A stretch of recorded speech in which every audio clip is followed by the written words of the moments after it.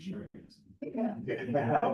that you. Oh, there's a good idea. Oh, wow. Here, take a minute. Okay. Are you,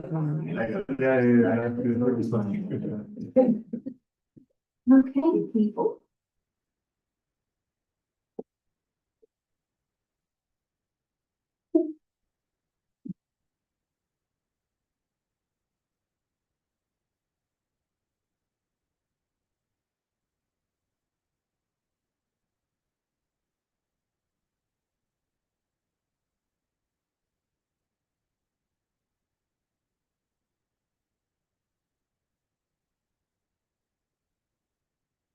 Welcome to our regular meeting of council in person and live streamed electronically Tuesday, June 3rd. Opening of our meeting. So tonight, recognition of important dates. Each June, communities join together to celebrate Pride Month in recognition of our commitment to inclusion and equity. Brain Injury Awareness Month is observed every June and aims to increase understanding of the effects of brain injuries and reduce the stigma often associated with them. Stroke Awareness Month is observed in June to highlight the importance of stroke prevention, early recognition, and fast response. June is National Indigenous History Month, when all Canadians, Indigenous, non-Indigenous, and newcomers celebrate the history, cultures, and contributions of Indigenous people in Canada. Men's Health Month is celebrated every June to raise awareness about various men's health issues and encourage men to take charge of their health through education, early detection, and outreach activities. National Safety Month is observed every June to promote safety, awareness, and injury prevention in workplaces and communities. Professional Wellness Month is observed annually in the month of June and encourages healthy habits and employee well-being. June is Seniors Month in Ontario, a time to celebrate the contributions of older adults and promote their well-being. The Montague Senior Games are being held on June 21st. Registration available through the Township office. Our land acknowledgement. The council and staff of the Township of Montague acknowledge that the sacred land on which the Township of Montague is now located and this meeting is being held is the ancestral and unceded territory of the Algonquin Anishinaabe. We'll have a moment of silence.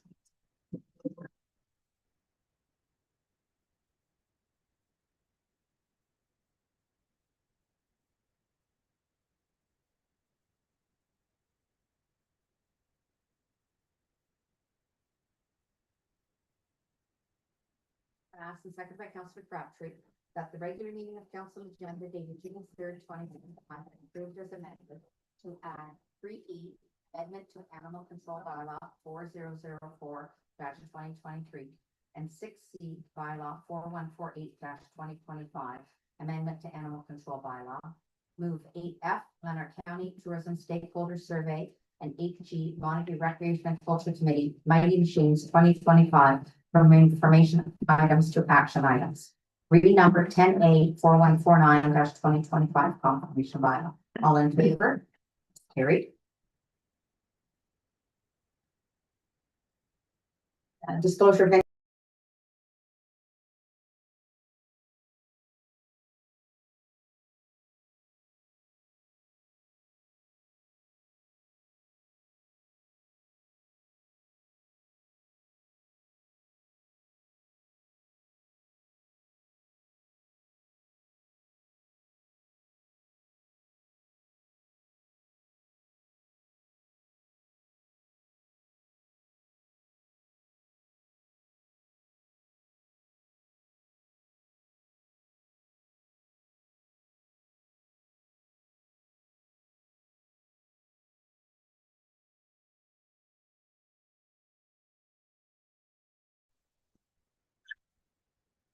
Sarah, can you hear us? Yeah, I can now. The podium volume got muted. Okay, we can hear you there. You can hear me okay? Yep, we can hear you. Okay. Sorry, I couldn't actually hear where we were, so I didn't realize that we were at my presentation. I'm gonna share my screen. You're bring it through that. Oh.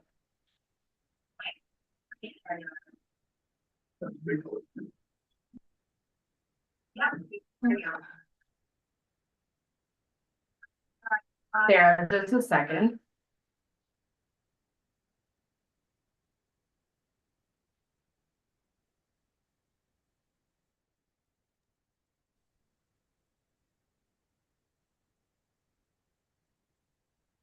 Sarah, can you hear us?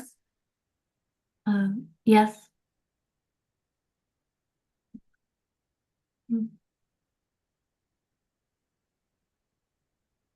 I can only hear you when you ask me if I can hear you.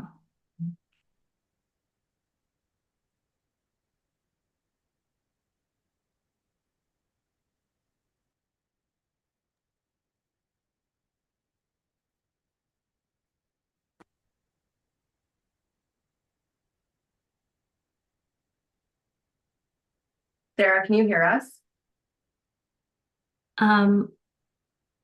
I heard you ask me if I could hear you, but I couldn't hear anything leading up to that question.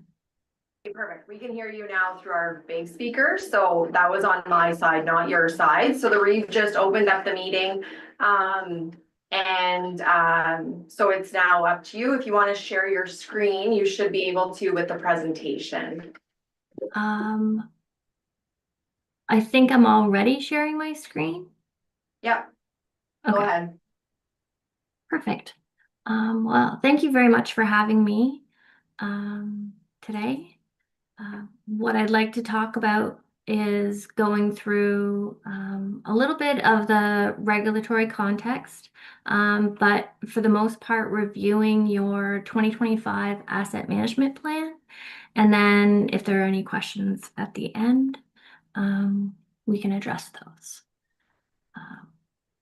In terms of the regulation, the asset management planning for municipal infrastructure, Regulation 588 was introduced as part of the Infrastructure for Jobs and Prosperity Act 2015, and it required Ontario municipalities to develop an asset management policy and plans between 2022 and 2025 with increasing complexity. As part of our current engagement, we've developed a 2025 asset management plan that meets the 2025 OREG requirements. Those requirements are outlined in this table. Mostly they focus around proposed levels of service, life cycle costs associated with proposed levels of service, and a 10-year financial strategy and plan.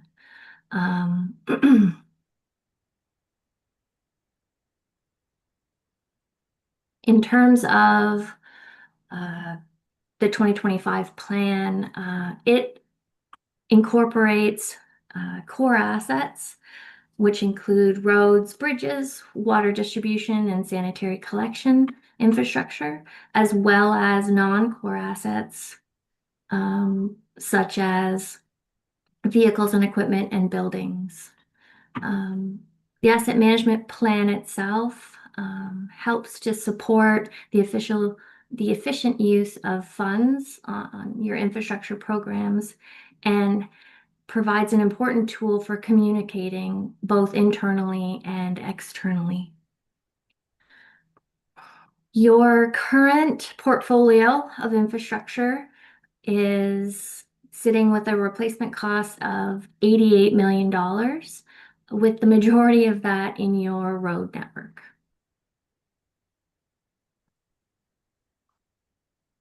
In terms of asset management planning, levels of service provide a key role in identifying infrastructure that you use to provide services, as well as the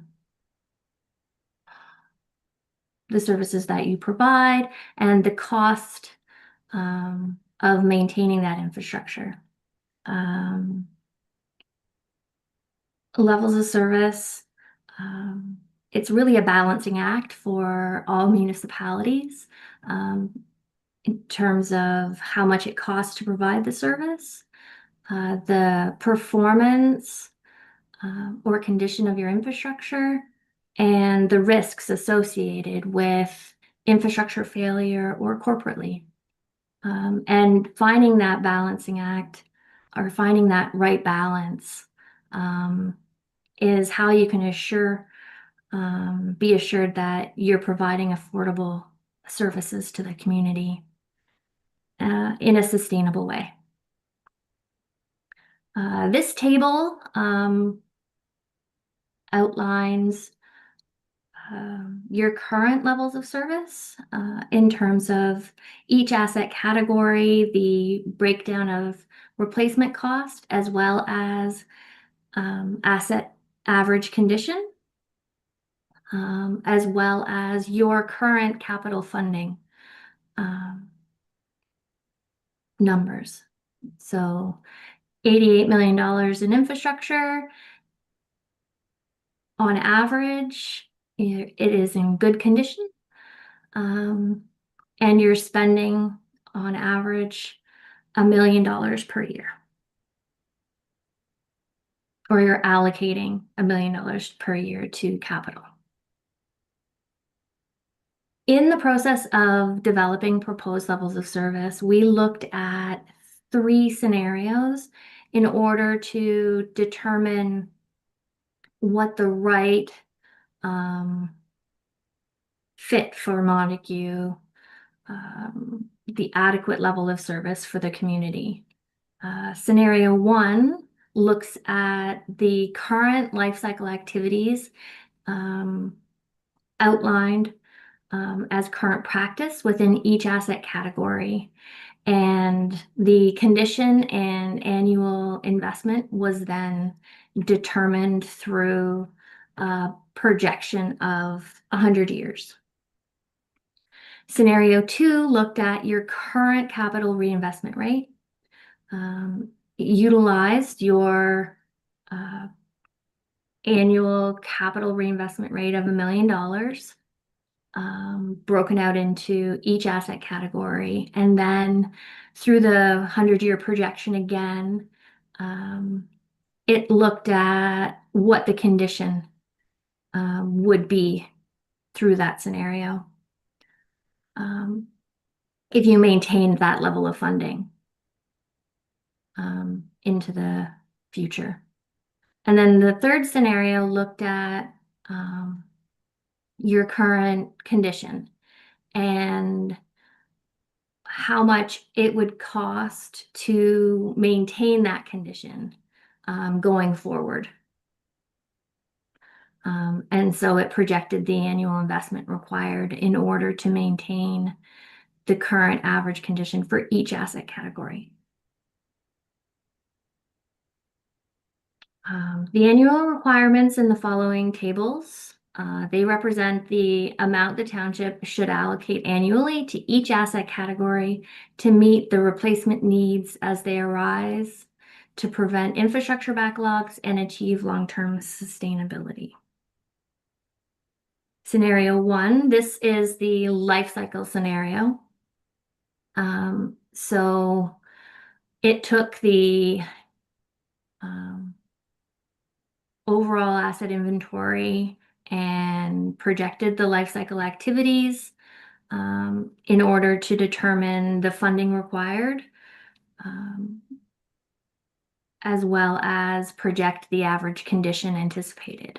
So for the life cycle scenario overall, your current condition is sitting at 64%.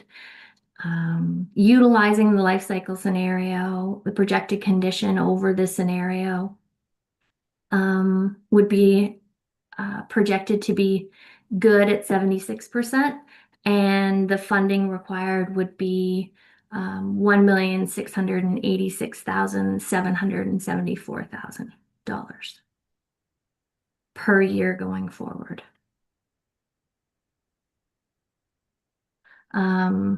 Overall, this scenario is 23% funded. While the condition is good, this scenario has Um,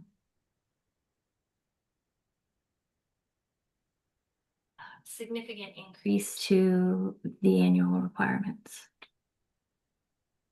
Scenario 2, this is maintaining your current funding levels.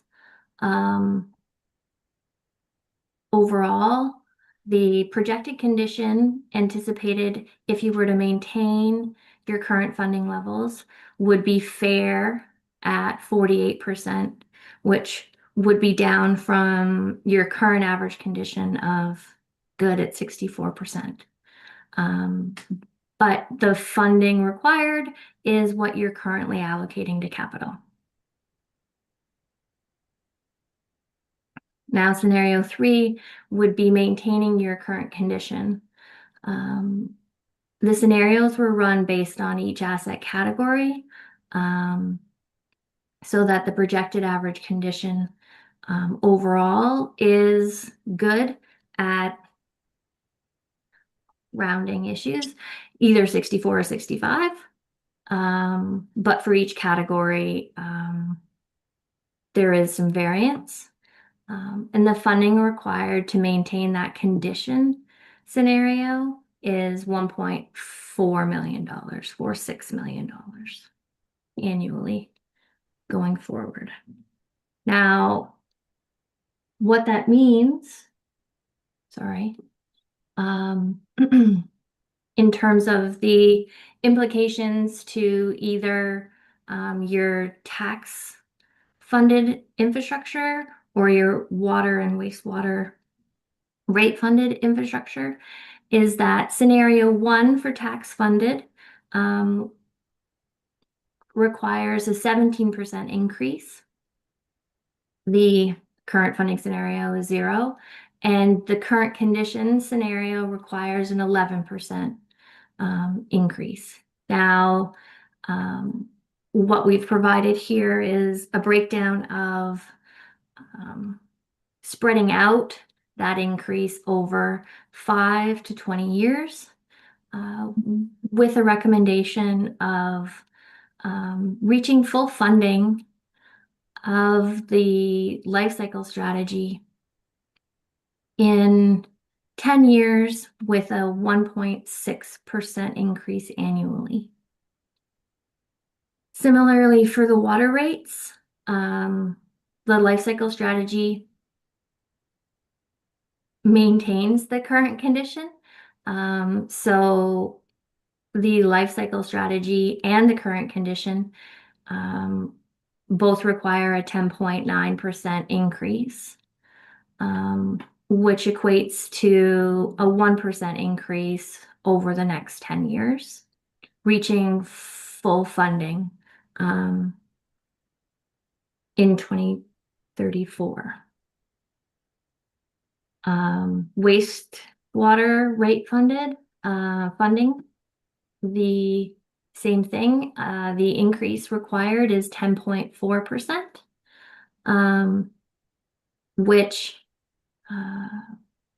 spread out over the 10 years requires a 1% increase per year.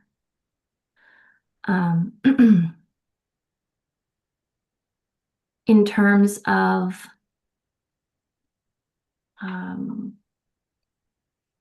the recommendation of your proposed levels of service and your path forward. Scenario 1, your current life cycle activities for all asset categories is the recommended target level of service.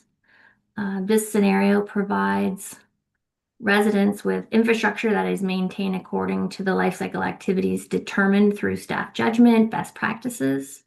For tax-funded assets, it enables the township to reach a sustainable level of funding for capital in 10 years with an annual increase of 1.6.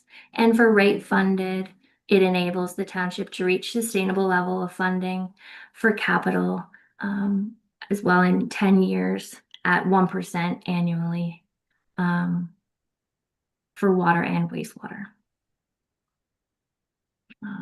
To manage the short-term needs, there is still a need to continue with utilizing additional funding options, utilizing debt financing, applying for one-time grants when they're available, as well as maintaining the annual funding increases and the allocations to capital. That will get you through the short term while you're still in a funding, an average funding deficit. But once you reach the 10-year mark, you will have that sustainable level of funding. In terms of next steps, so continued data improvements, continue to refine inventory and alignment with operational data, as well as in-field condition assessments. Just ensures that the data-driven decision-making that you're making lines up with what's actually in the field, how your assets are deteriorating. Just provides a good foundation for your continued projections and forecasts and decision making.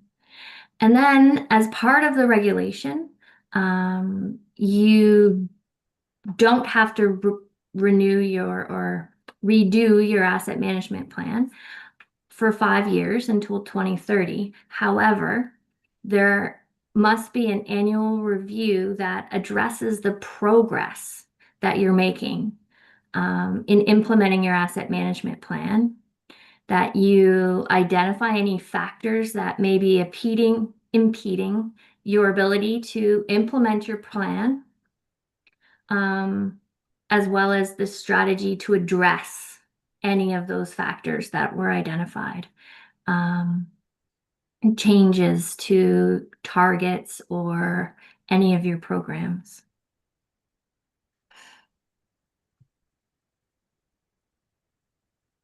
Questions?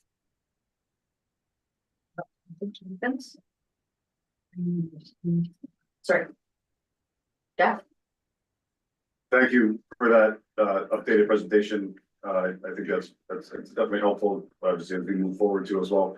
I guess one of the questions I have, like when we're talking about the current lifestyle activities, you can hear me okay? Okay, good. Just want to make sure because okay. You talk about how we need to have that amount. We need to have that amount sort of right now, but we can build it over 10 years. So if we're not doing that funding right now, but we're trying to continue with that current lifestyle activities, are we not falling behind as we're trying to catch up to that basically extra $600,000 to get there? Does that mean that we're coming short?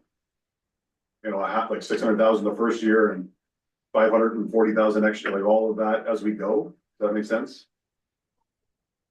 Yeah, it makes sense. So the annual funding requirement is an average. So in any given year, you might need to spend more than that $1.6 million or less than that $1.6 million.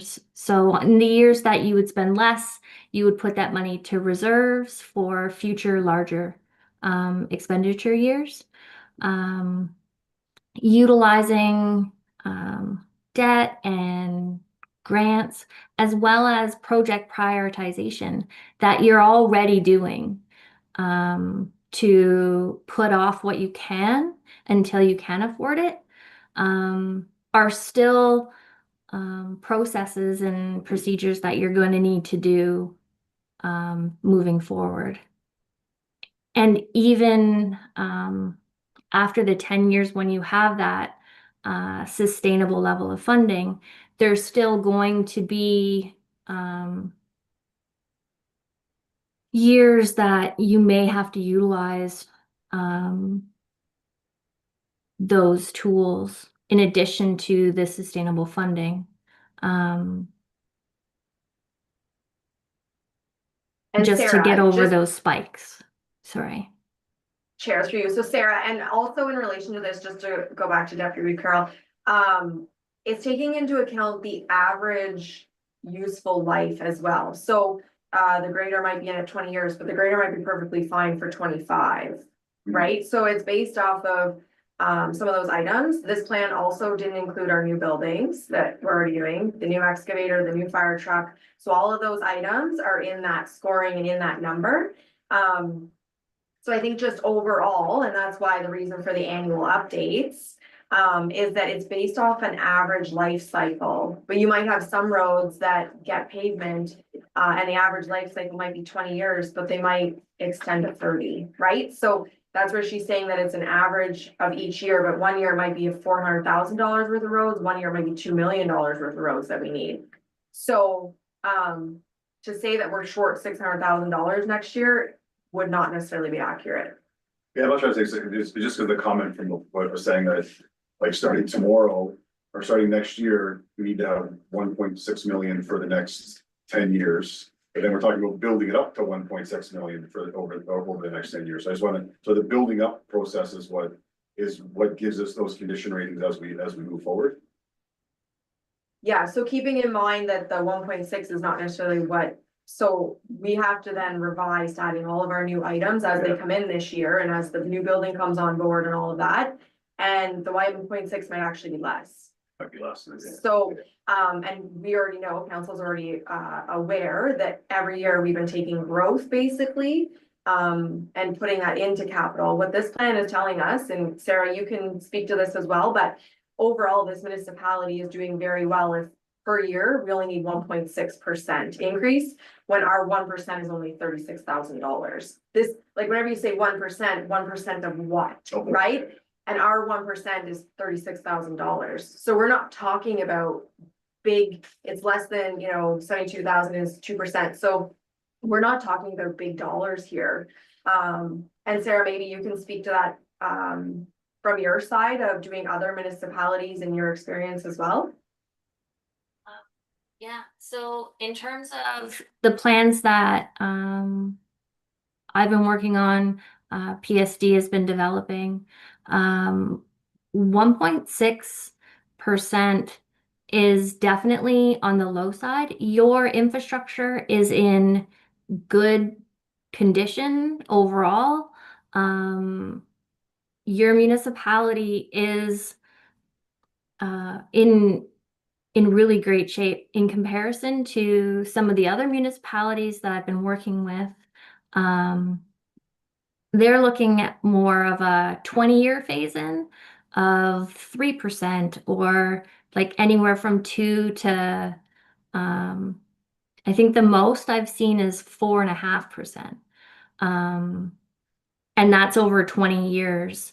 So just in terms of, and the municipality size, it certainly varies in terms of how much that 4.5% equates to, but overall, I would definitely say that your township is certainly in the top 10% of the municipalities that I've been working with for sure. That's great to hear, because I remember when we went through the asset management plan, we talked about what percentage we're sitting at.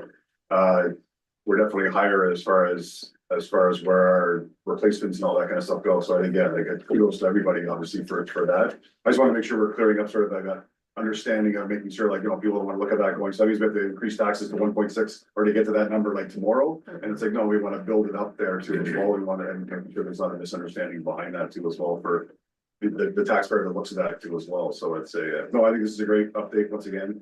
And it's good to see that. It's also good to hear, like, it's tough everywhere, and but what we're doing in Montague is sort of the best that we can and moving forward, right? So thank you for that. Any other questions? So thank you, Sarah. Thank Thanks, you. Sarah. Take care. Bye. So moved by Deputy Reed Carroll and second by Councillor Bass, that council accepts the 2025 asset management plan presentation by Sarah Craig, Senior Asset Management Advisor for PSD Citywide Inc. this information. All in favor? That's clear. Next is our report of municipal officers, and our first is planning consultant, senior planner for assignment. Can I, just before you go to start, introduce Chloe as well. Chloe is our junior planner for those that don't know. And she's here, so welcome, Chloe. Hello. Council, it's always good to be back before you. So we have a unique and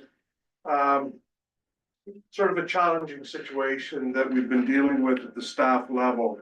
And it now has gravitated to your level. We've got a report in your package tonight that gives some background to 3 consent applications that were proposed in the township.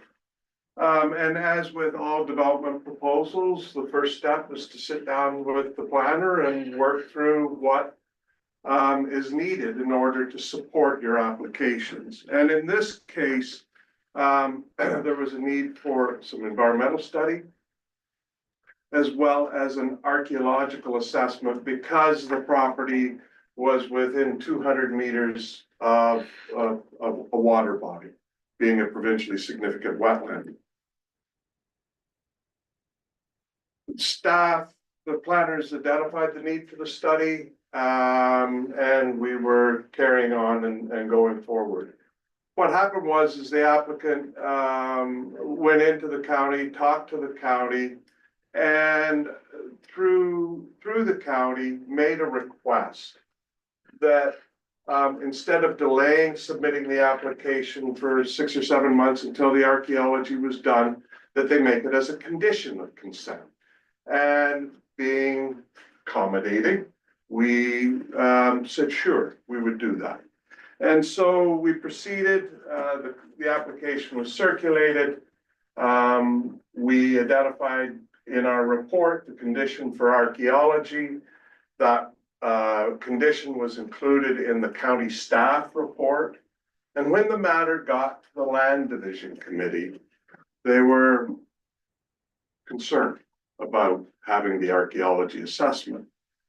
It became very apparent that they're not familiar with the need for archaeology, because for the most part, they're done before the application ever even gets to the Land Division Committee. And so the Land Division Committee, at the end of the day, in their wisdom, did not include the condition for the archaeology assessment, as is required in our official plan, as is recommended in the various planning reports. So we had a bit of a chit chat about it. And unfortunately, it's not the first time, but we appealed the decision of the Land Division Committee and to the Ontario Land Tribunal. The county manager invoked a 75-day sort of, let's get this fixed approach. I went to the Land Division Committee a couple of weeks ago, requested that they change their decision and that they support the policies of the PPS and the official plan and staff's actions. And through a very long discussion, we got to a point where they would agree to include the condition if Montague Council indicated support for staff's interpretation of your official plan. And that's where we are here tonight. And so as a bit of background, your official plan was the first official plan in Lanark County that was updated to the 2020 provincial policy statement. Yours is the first official plan in Lanark County that made a commitment to doing archaeology assessments as per the new provincial guidelines. And this is very much a truth and reconciliation issue for land use planners in Ontario. It's one of the things that we can do to assist. It's recognized that archaeology can be expensive studies, they can take time, but we have been very consistent in our application of the need for them, where the guidelines say, if you check this box, it triggers an archaeology assessment. All the planners in Lanark County got trained on archaeology assessments a year ago. And we brought in experts to teach them about this and the importance of doing this work and being consistent. My ask here tonight is a strange ask that you endorse the policies of your official plan that were approved by Lanark County that are consistent with the provincial policy statement and require archaeology when the checklist says one should be done.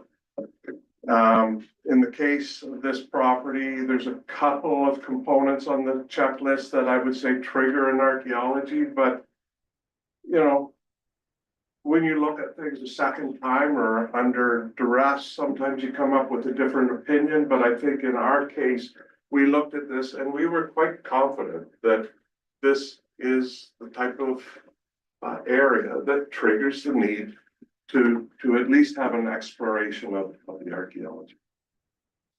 So the motion that's before you is three parts. The first part is a support for staff's interpretation of your policies. It's not as if there's a lot of flexibility in the interpretations. If it's a check mark, you get the study done. The second part is that we can convey to the Land Division Committee our consistency in implementing the policies. And the third part is that we enter into minutes of settlement. They reverse their decision. They include the requirement for the archaeology, and we're back to where we should have been 2 months ago. That's sort of my report. I'm sure you have questions. I was just gonna open it up for questions, but I believe our previous report also told us this is the same that we have been consistently applying to other applications. 100%. Just a year ago, or maybe just earlier in this year. Yeah. So it is consistent. Yeah, and I think for council's benefit, you need to appreciate that when we get these applications and we trigger the need for a study like archaeology, it's not without thought, right? It's not without an appreciation of the time and the cost involved with it. And we talk about these things and we bounce them back and forth and we go, yeah, to be consistent, this property needs the trigger. And so I'm quite pleased and proud of this, the way the process works in Montague. I think it's extremely effective.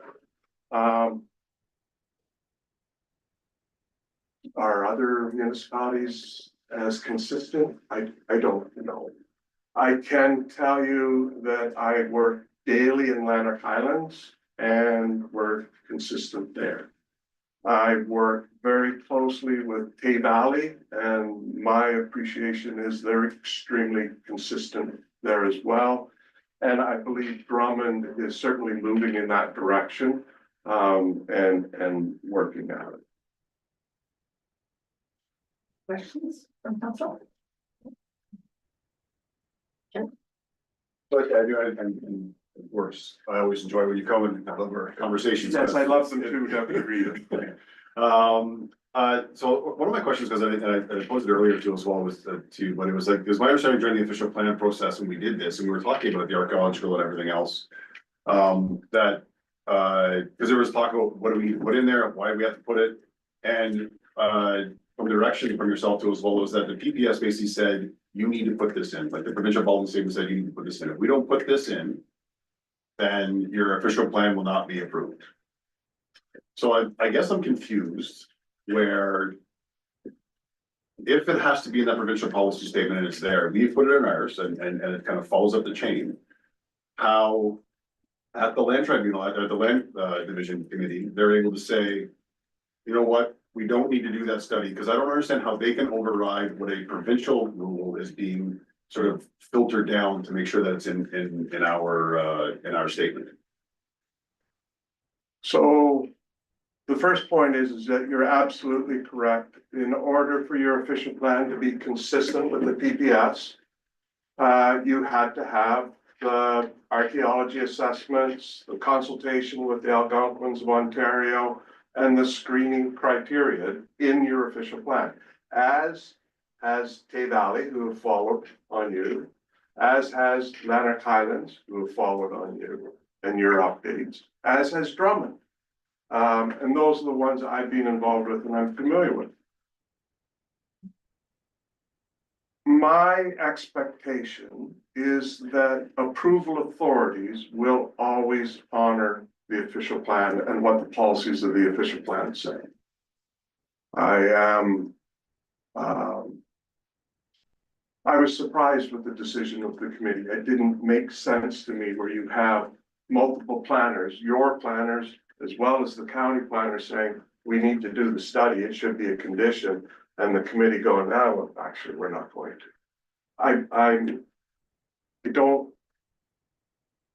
It wasn't a good decision, in my opinion. And it's taken time and effort to undo it. But you know as well as I do, that as decision makers, you have professionals around you that give you advice. And you're quite wise to follow that advice. But sometimes there's a situation where you're not comfortable with the direction, or it's not a direction you feel you can support, and you go against the professional advice. In this case, the committee went off in a direction, and I think it was an unfortunate direction. It certainly points to me for the need for training, so that they are aware of the importance of official plan policies and the PPS and consistent implementation. And maybe part of this, the outcome of this process will be that they'll have a keener appreciation of the need to do archaeology. I can tell you, today, I was writing a consent report for an application in Lanark Highlands.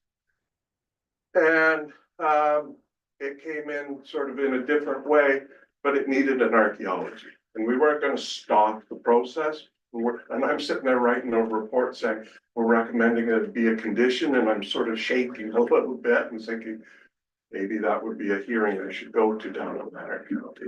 But Deputy Reeve, you're correct. It's, I would say it's a rogue decision that's contrary to policy and professional advice.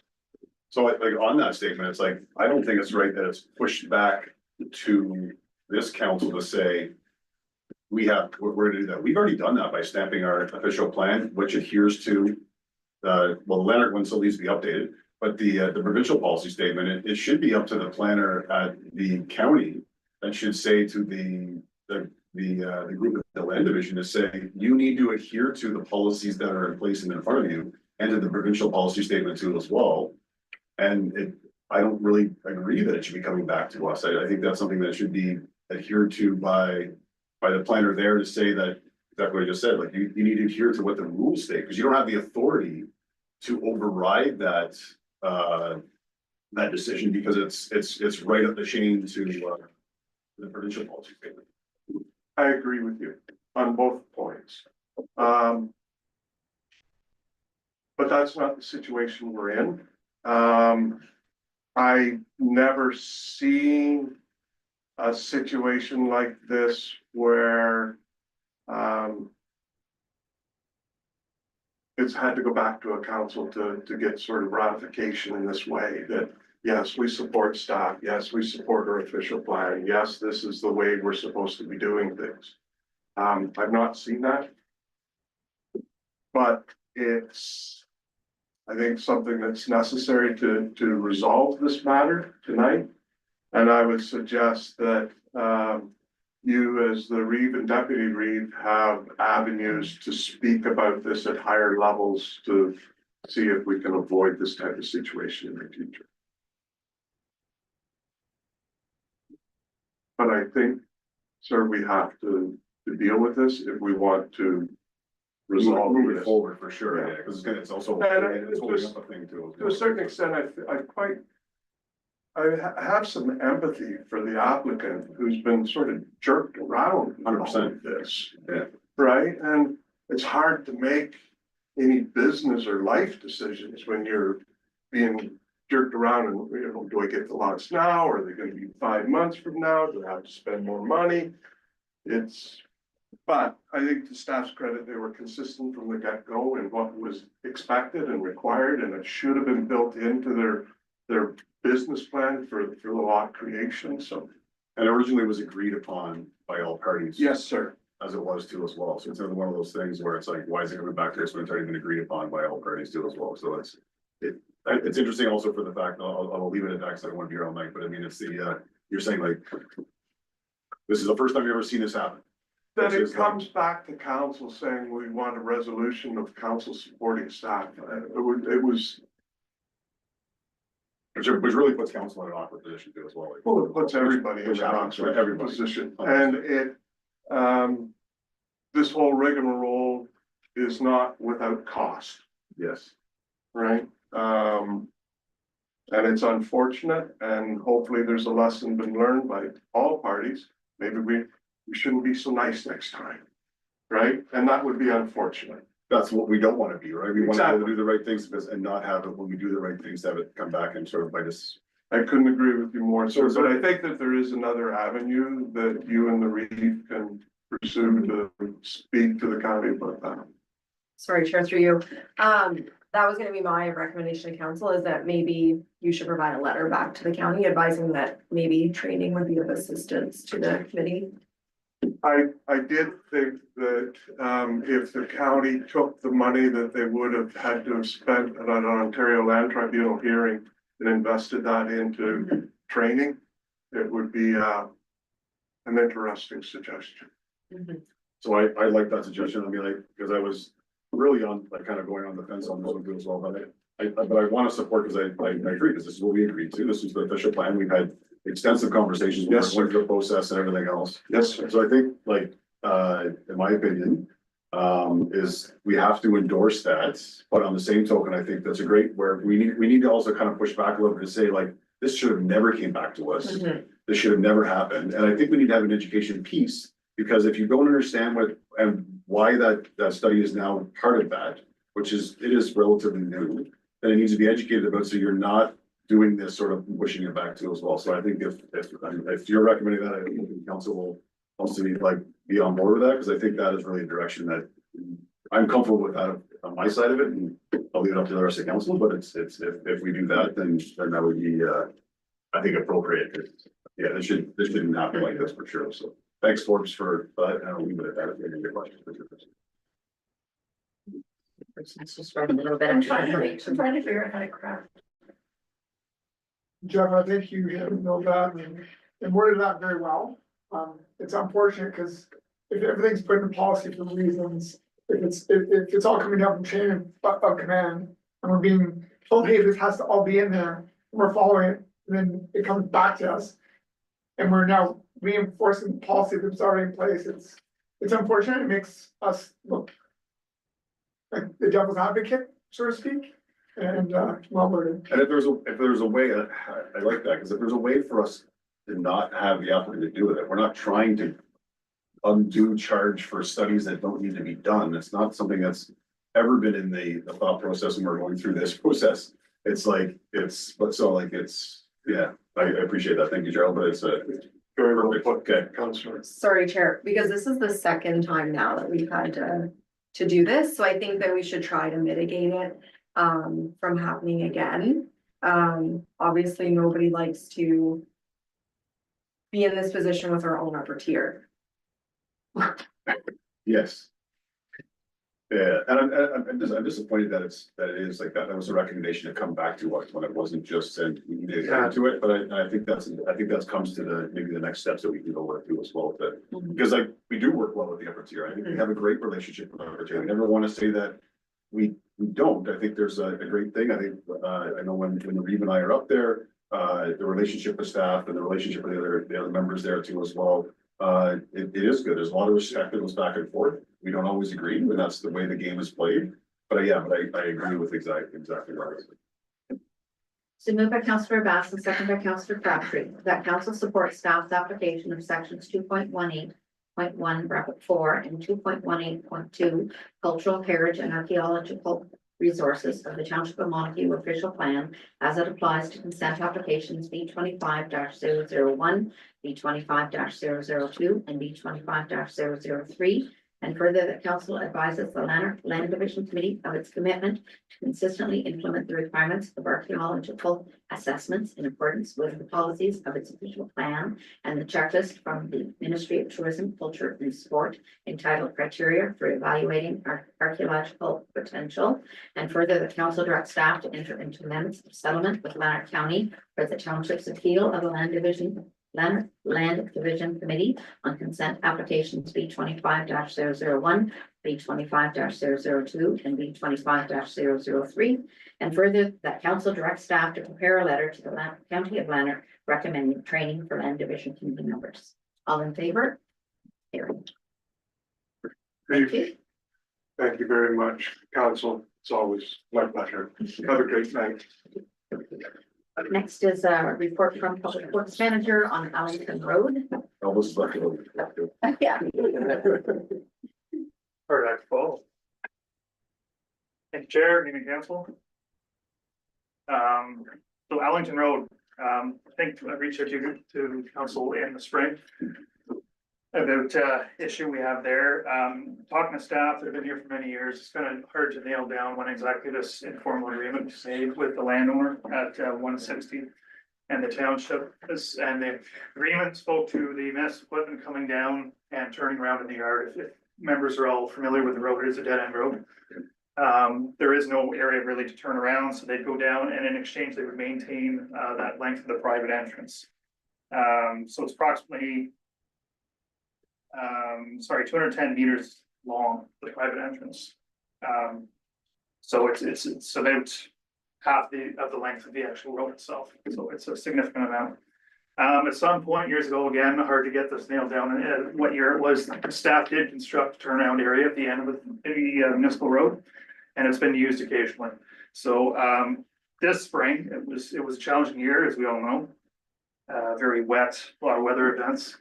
And on a few occasions, when the equipment went down into the private yard, they blocked the access for the equipment to turn around. To protect their yard from damage from the heavy trucks and stuff like that. So then staff are forced to back all the way out again. So, you know, they're still getting the maintenance that we've offered, but now we no longer have that turnaround. So the suggestion was to go ahead and upgrade that existing turnaround area.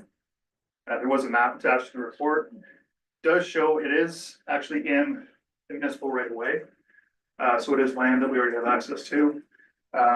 It does serve currently, as you can kind of see in the picture, as an entrance to a farm field. So we will notify the landowner. What we will upgrade there is not gonna stop up any sort of access to this field, so they'll still be able to get their equipment out. And then we'll just carry on maintaining that section. So minimal cost to do this, as staff is aware, or as council is aware, we get a lot of stone in the back here now, so that'll serve a great purpose for this upgrade. Questions on that? Questions or concerns? So we're looking at notifying the property owner that Absolutely, yeah. effective this winter maintenance, we will no longer be using that. Yeah, exactly, yeah. So I'll show them the entrance. They actually own that agricultural field there. So they'll be notified obviously prior to the upgrade itself. I'll have that conversation, make sure they're happy with what we're doing. It's not gonna impede any sort of agricultural activity there. And then that should give them sufficient time between now and winter to prepare for their own winter maintenance. there's no issue with using, well, two things, I guess, with that stone, there's no issue using that stone because it's from that, because I know we were using it from there and we're moving it to our property. Is there an issue with using that stone? On a different area altogether, because moving it around and there's like, kind of some crazy rules that are in place. It's more to do with soils, where there's a concern. So removing soils and then dumping them at another location is speaks to testing the soils. So with aggregate, we'll be fine. So we're able to do that, Yeah. okay, and we're, what's that? Because it's just stone. That's right. Just stone, okay, and we, there was a plan for some of that to use that for, obviously, like the trail and all that kind of stuff, is that gonna impede? Oh, not at all. No, we have lots. Yeah, yeah. Oh, yeah. It actually won't be a whole lot to upgrade what is there. Honestly, we're talking maybe, loads of stone with our Okay. trucks. Yeah, Yeah, it's very minimal amount. Okay. Got a day's worth of work for a couple of guys. Yeah, Okay. the minor upgrade. Okay. So my understanding of the rules were that we are allowed to use that aggregate on property we owned. Not on property we don't own. Right. So this area that we're upgrading is in the municipal right of way. That we own. But it's going on to his property of his field, correct? In portion? No, so it's the access, or sorry, the turnaround area that's there currently. The farmer's using as access to his field. So all we're gonna do is build it up so it is stronger and a little bit wider to access, so it's safer for our operators to turn around. So technically, we wouldn't have to necessarily ask him for permission for one on our property. No, it'd be a courtesy, yeah, absolutely, yeah. As long as it's not using all the gravel, I believe so, that's fine.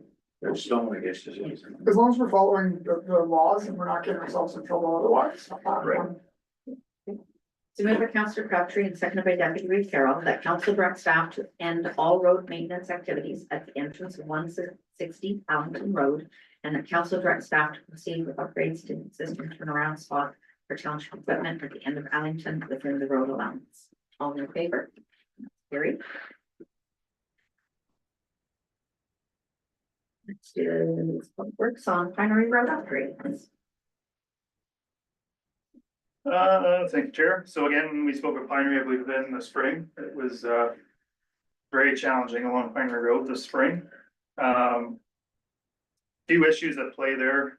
The spring itself, the thaw came quickly. And, the condition of the road basically leading into the winter.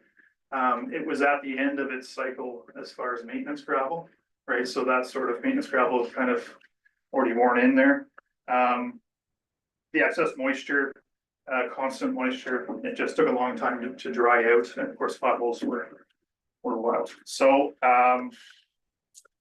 what we're looking at is we've identified 4 areas in particular, that were the worst this spring. And again, talking to staff that have been here for a while, they agree that yes, these have been challenging over the years. So what we want to do, this summer is, try some ditching. So I spoke to our consultant, our engineer, about this road. We both looked at it together. It's challenging, as you guys know. We don't actually own, the whole width of the right of way in certain sections through there. So we can't necessarily just go in and reconstruct this thing. Some of the trees that are owned sort of right to the right of way are privately owned by the homeowners, so that presents a problem as well with the trees right up in those heavily treated areas. You don't get the sun on there and the wind and everything else to dry the road out. So one thing we can do is ditching. So it's a good place to start, especially in these 4 areas. Some of them are, there is soil, it's very wet. The equipment we currently have will be able to handle that. We'll be able to do the ditching and truck material away. Some of it, as you guys know, is on bedrock. So we'll need an excavator with like a hydraulic hammer or hole ram to break this rock out to create those ditches. The ditches are there, right, to drain the water from the base of the road. In some cases, this spring, the water was level with the road. So that just saturates the base of the road and the road just won't dry out, and that's where you're gonna get the potholes. So in the report, the 4 sections are listed there. So the real cost here is gonna be in the rental of the equipment, as far as the excavator with the hole ram. The one corner that we're all aware of is that weed mark corner. And just sort of as a safety upgrade, suggesting signage there. There are quite a few other 90-degree corners in the township, and they have a better signage that alert the motorists approaching that there is a sharp corner head, and then chevrons through the corner. So we're looking at $1,000 in signage, and then the bulk of the other costs would be on the equipment rental. Any questions on that? So, Trevor's not here, but he did ask, he's wondering about more detail in the background of, the cost estimates. Like, some content on the 295,000 that is in the budget for Pinery. So, I guess the 15,000, is that over and above the 295, or is that part of this 295 that you mentioned? No, so the 295 that was budgeted, that would have been for the realignment project that's no longer going ahead. And then, of course, the legal costs associated with that. So with that no longer going ahead, we're just looking at this smaller cost of 15,000 of these ditching improvements and signage for this. You know, and then moving forward, we need to look at you know, a sort of a broader plan for this road. Which of course will incur more costs. There's sections, like I said, that are on bedrock. Some of them are through swampy soils. Some of them are on a corduroy road construction underneath, like a series of logs underneath the base. So like it's an extremely challenging section of road for sure. Open it up for council for questions. When it's so bad in so many spots, are you trying to do a section, say a mile or half a mile or whatever, and complete that? And then move to the next one, or are you just sort of going here, there, and all over the place? So like I said, we've identified these 4 worst spots, right? And so with any road, doesn't matter where it is, if you don't have appropriate ditching, you won't get the drainage and you're gonna have issues. So for us, again, in conversation with Paul's consultant as well, he's like, it's a great place to start. And then again, working towards a broader plan. So like this summer, for example, we have maintenance gravel plan for the whole 12 kilometers of Pinery Road. So residents are gonna see a vast improvement just with that even alone, right? Second dose of calcium as well, right? So that's really gonna hold that together. And ideally, we've got a nice firm road moving into this winter. So by spring, it should hold up better. So the ditching, will those 4 spots be done before you put the gravel and everything on? It may be done after at this point, because our maintenance gravel's already begun this week, and our staff are tied up with that operation. Okay, but it's not gonna affect, because again, the ditching's off the road, so it's not gonna affect what we do on the road. So, yeah. Thank you. Yep.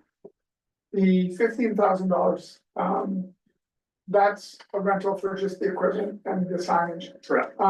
What's the duration that it's gonna take staff to do the work?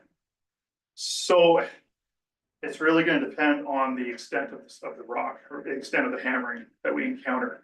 Right, so the sections that there's only minimal rock and we can excavate, we can get a sufficient ditch, we're gonna get through there really quickly. I suspect the bulk of this work is gonna be done on that Weaver corner.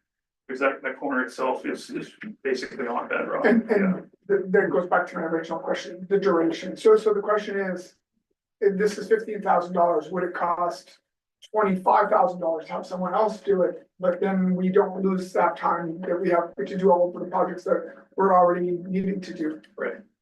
Cause that might be a cost savings just in the amount of time and being able to. So that's the only question I'm asking is, just feel like there's possibly an option missing. That we should maybe look at seeing if it was more feasible to have somebody else do it. I don't know if it would be $25,000 and maybe 18, I have no clue. Cause they own the equipment, they don't have to rent it, and that being said, so. Sure. Just, They swoop in and do it, basically. well, that's it, we've had this before where we, have 3 options. We're not busy right now, maybe we can do this because we're not busy. And this is we'll have a savings of $8,000. We're really busy right now, it's going to cost us $10,000, but the guys can do this project, this project, this project. I just wanna make sure that we're allocating correctly, because we do have a small budget. And it's very small group. Yeah. So if you lose a guy on that for a week or 2 weeks.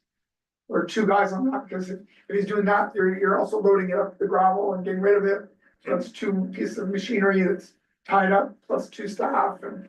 Right. And again, just saying might be another option, it's not listed.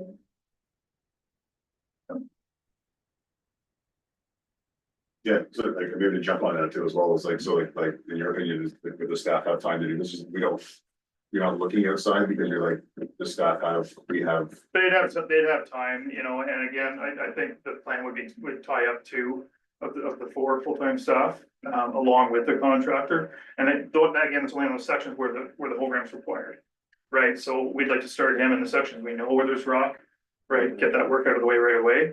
As we move along, if it's not needed, then we can just get rid of them, and then we won't be spending that full amount, right? So that's kind of your breakout point at 15,000, so.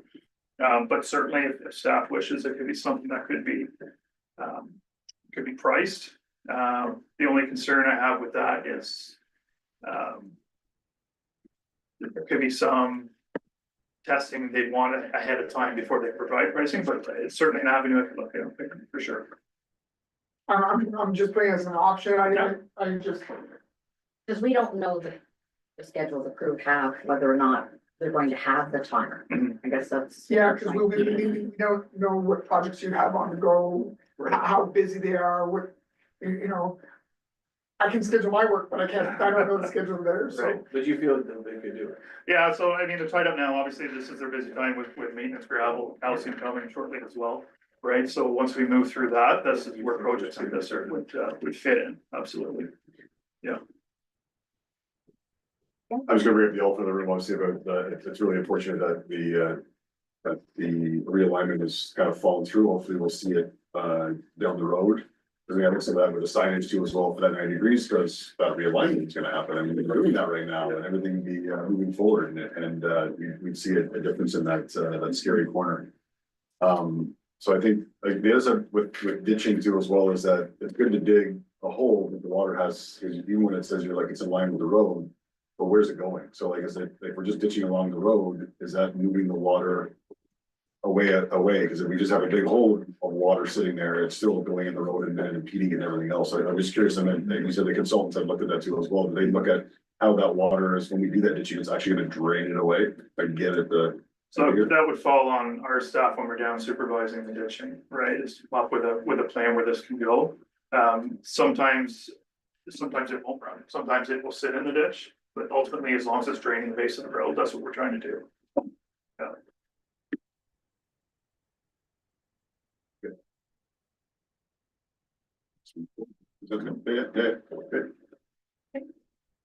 So moved by Deputy Reed Farrell and second by Councillor Abbas, that council directs staff to proceed with drainage improvements and new signage on sections of Vineland Road identified by Public Works staff. All in favor? Alright, can I just ask a question? What is council's intent with the 295 for Pinery? Because we've been carrying that forward for several years and now it's got new gravel, so I'm assuming we're not gonna touch Pinery for 4 years again. Do you want to set that aside in a reserve for Pinery, or are we just rolling it back in? Because it's been set aside and now with new gravel, we're not gonna go dig it up next year or the next year, No. so. Otherwise that's a waste of 100 and some thousand in gravel, so.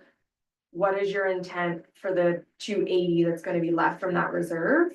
When usage, whenever the 15,000 is allocated, so. I'm just asking for direction of, are we earmarking it for Pinery? Because the residents in this area, have seen this in the budget, obviously. So what's the intent? I would think maybe we should leave it there, because I am wondering whether or not if the ditching doesn't work, if it means we're gonna have to do some more digging down in that road to make something work. How much are you spending on gravel? On Pinery, we send 200 some thousand to gravel as the maintenance budget. What does that equate to for Pinery? Was. I think it's 160 something, I believe, I think. I think like the money should stay there, because also we don't know a little bit what that future is gonna look like as far as where that realignment might go. I mean, it obviously, we have a stalemate for that too as well, but I think, it should stay in that reserve for Pinery Road as we move forward. I agree with you on that too as well. And if it's going to be for other avenues of fixing soft spots and that kind of stuff, or if we see some changes with that agreement that might happen over the next few years, who knows? I mean, I think we have to leave it. I don't think we should move it to somewhere else. I think it's there for that, and it's. Sorry, I just want to clarify, it's not 160, it's 146 for Pinery this year. Yeah, we just, yeah, I agree, like, we don't, I just want Maybe we direction don't so do that it's gonna be clearly earmarked. If that's the intent, is to keep that 280 kind of set aside. Because we've been keeping it set aside, working towards the potential realignment that is no longer occurring, so. Is that the intent, to keep it aside? What's the likelihood of this ever getting rectified? Well, you guys need to do something with this road, so that's why I'm saying, like, do you wanna, Yes. do you wanna earmark the 280? You know, I was just wondering, like, I understand it should be spent on the road, I was just wondering, what's the likelihood of this? that's really hard Hard, to. hard to pin down. Yeah. I know, it's a good It's question. more- It's really hard, it's more of a especially question. open and open forum. I think it's really a really hard thing to. And, that's a negotiation, right? That's a discussion, right? Is there more on the road we can do with some of the 280? Yeah, absolutely. This is just a starting point, okay? Like, it's, the road is challenging for multiple reasons.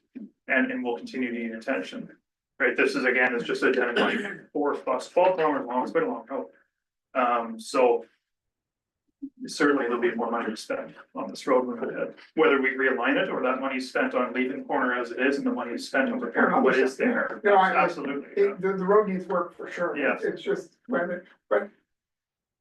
To say we're gonna keep talking about this realignment, if it's not going to happen, maybe there's other stuff we can do to Yeah, But- and we can't make the decision. make it right now. better. Sorry, and just to clarify, whenever I say earmarking, I just mean for Pinery in Yeah. general, not necessarily the realignment, Yeah. just that Pinery Road. That it's earmarked, because it has been for several years earmarked. I just, if you don't mind, if you can give us direction, just so I can set that aside if that's what you're looking to do. Move that we earmark it for Pinery. Yeah, I mean, yeah, I'll second that for sure. We'll move that forward for Yeah. sure, yeah. To staff For direction. the betterment. The 280,000. Yeah, like that was the whole idea of doing the realignment was the betterment, and it would have fixed up that portion of the road, because that's, I mean, that part's a really rough, and like it falls apart and everything else, and it would have cleared up that area too as well, so like if we can. If, as we move forward, if it continues to not be an option, I think we don't want to earmark it, or we don't want to make a decision right now, but we can move forward with like recommendations as we go down, what we can do with that, so. Chair through you, sorry, hate to do this to you too. So, being a little selfish here, Ed. So just from my side, we do have a new building they're gonna have to move into and is gonna take some substantial time from them as well. My recommendation to council would be to approve potentially up to 30,000 to bring in a sub to do that rock hammering, because depending on, they need to get set up and ready for winter into a new building, and maybe they have ample time, and I can speak to this, but I think sometimes it's nice to go ahead and pre-approve to get that pricing, Just, in case we get to that point, because if we got winter early and hunting season is the first 2 weeks in November, so that's limited staff there, so, just from that point that we do have, they have quite a bit of work ahead of them, just moving some things around as well. I 100% agree, and I think we have very valuable staff, but we have very limited staff. And sometimes for some of these projects, we have to be selfish and say we need our guys and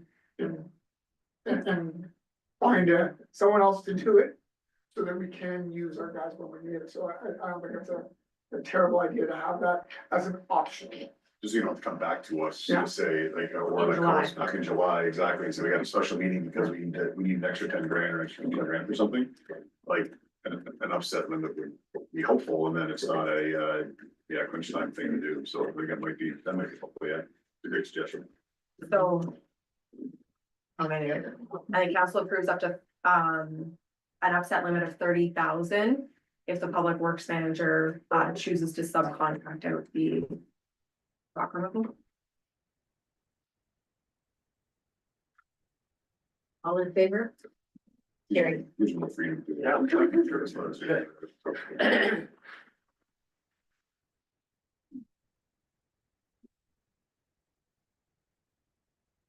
Okay, and our next is municipal manager.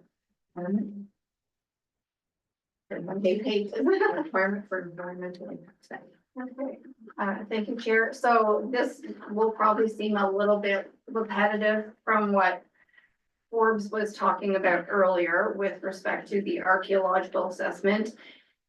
And the fact that our official plan contains policies that start from the province and work their way down. So the report that you have before you this evening relates to a delegation that was present on May the 6th, looking for an exemption for the requirement to obtain an environmental impact study. That would be in support of a lot addition application. So staff had reviewed the application submission and had identified that due to the presence of unevaluated wetland, that the study of the environmental impact study would be triggered. So the provincial planning statement, the 2024 PPS, does have a clause in there that says that natural features and areas shall be protected for the long term.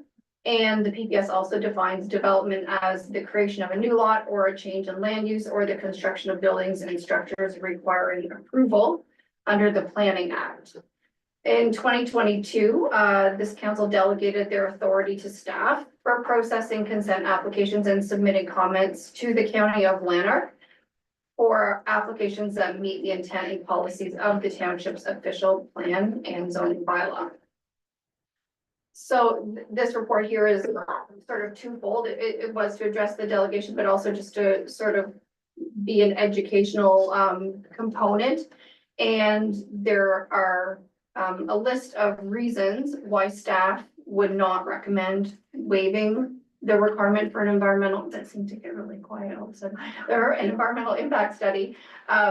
So one of them is that an EIS or an environmental impact study can only be required when there's a planning application in process. We can't require it through the zoning bylaw. It doesn't contain provisions to require an environmental impact study at that stage.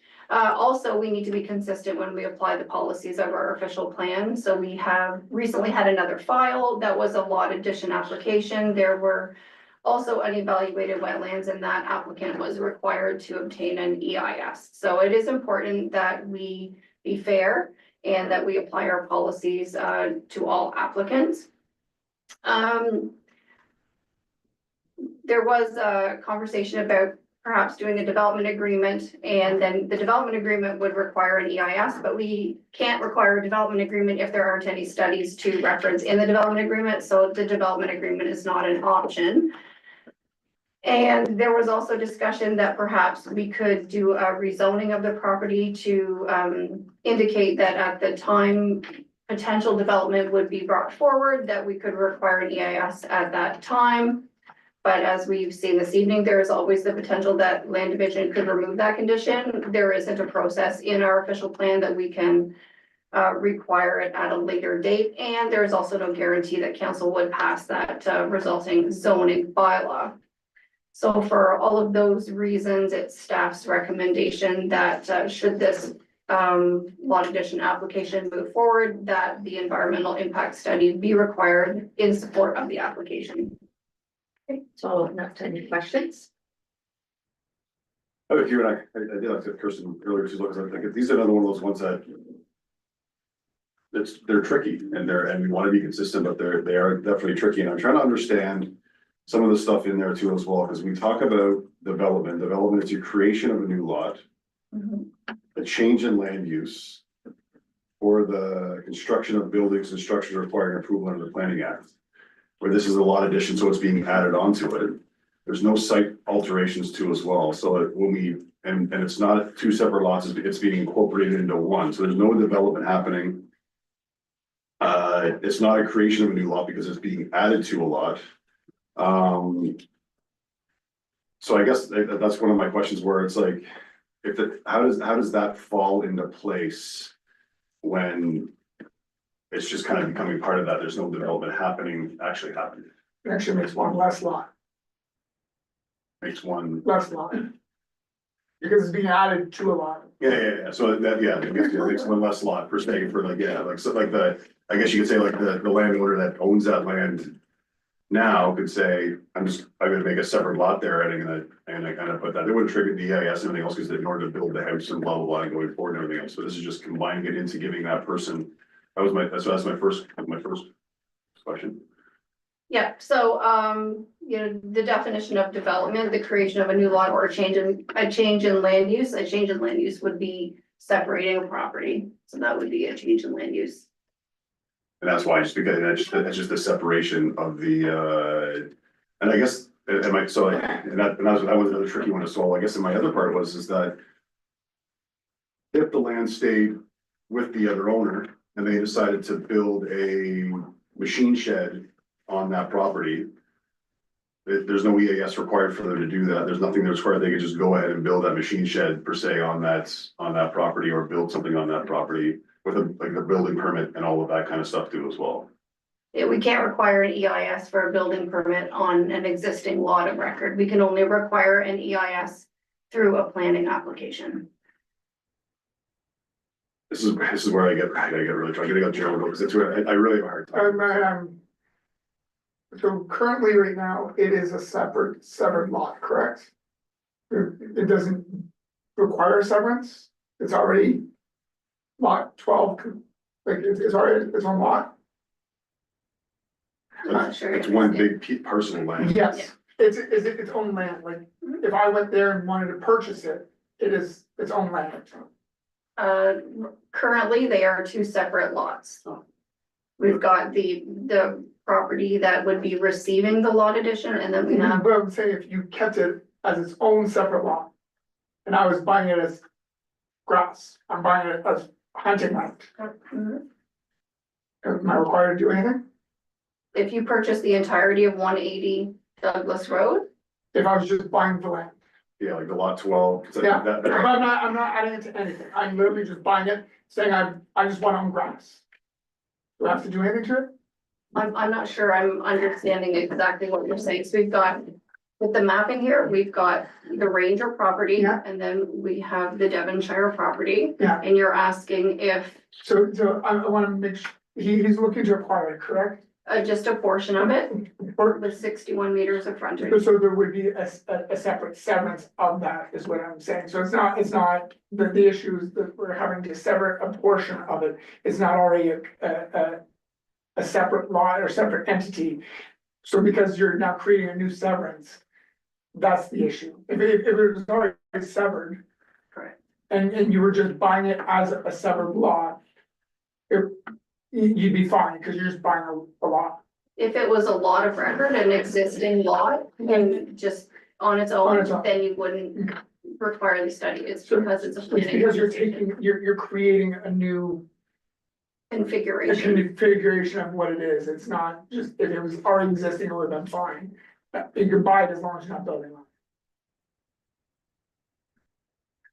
What I'm saying is.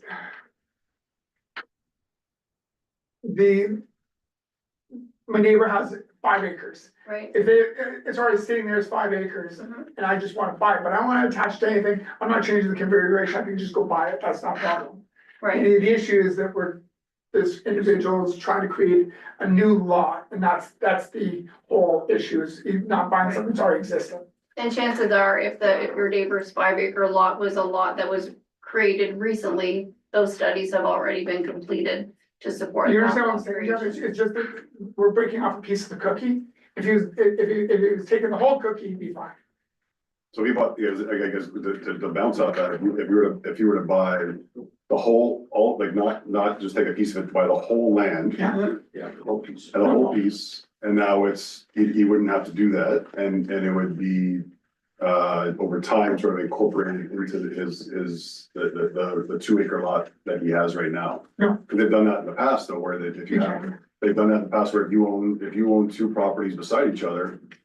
And they're in your name, they Delete it. they combine them as together. So like it would be like, Land merging can happen that's what I mean, yeah. So in like- certain situations, yeah. So like that would be one of those things, if you had bought the whole thing and you wouldn't have to, there wouldn't have been a need for that, you would just buy the land. And then if you chose to build an outbuilding on beside it over there, then it would be fine, but it's just because we're taking a chunk of that big piece of land. That's why I struggle with this. And I don't think it's in the same bracket as the previous discussion that we had, because that's like severing lots to sell to something else. Where this is like adding it on to make my property just a little bit more, so I have more space to do whatever I wanna do in. So I fully respect everything that's gone into this and the work and what it triggers. It's just one of those areas where it's like. I leave it at that, cause I don't know how else to explain it. So, anyway, that's my thoughts. I'm not really in support of that. I fully respect everything that what comes forth and the work that goes behind it, but I just have a hard time supporting that. But thank you. So, I just like to go ahead. just be cautious that if you treat people differently and No, and yeah. this and That's one fine. applicant has to do it Yeah, and another. that's where we're at, we're just trying to understand the legalities of it Yeah. and the justification of it to make. Because we do respect what you do, and we do respect the And the big picture. big picture behind it, and we understand it. But it, like you said, if this lot would have been severed 5 years ago, and she happened to have it just sitting beside said property.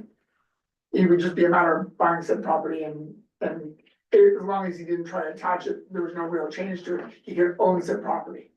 But if that lot was created 5 years ago, it would have triggered the requirement for an environmental impact study and that would already have been done. But then you have two separate lots that are Yeah. like, it's a lot creation. This Yeah. is like where this is like being combined, and that's where because if it was like, I'm gonna buy it, I'm gonna have a separate lot called, it's a new lot, it's a different lot, it's a different, like, to me, that's just like the last case. This is like, I'm just adding it to my property so I can do, and that's where it's like, Yeah. And it's, so it's, yeah. sorry, I didn't mean Well, it's to. here because it's not easy, right?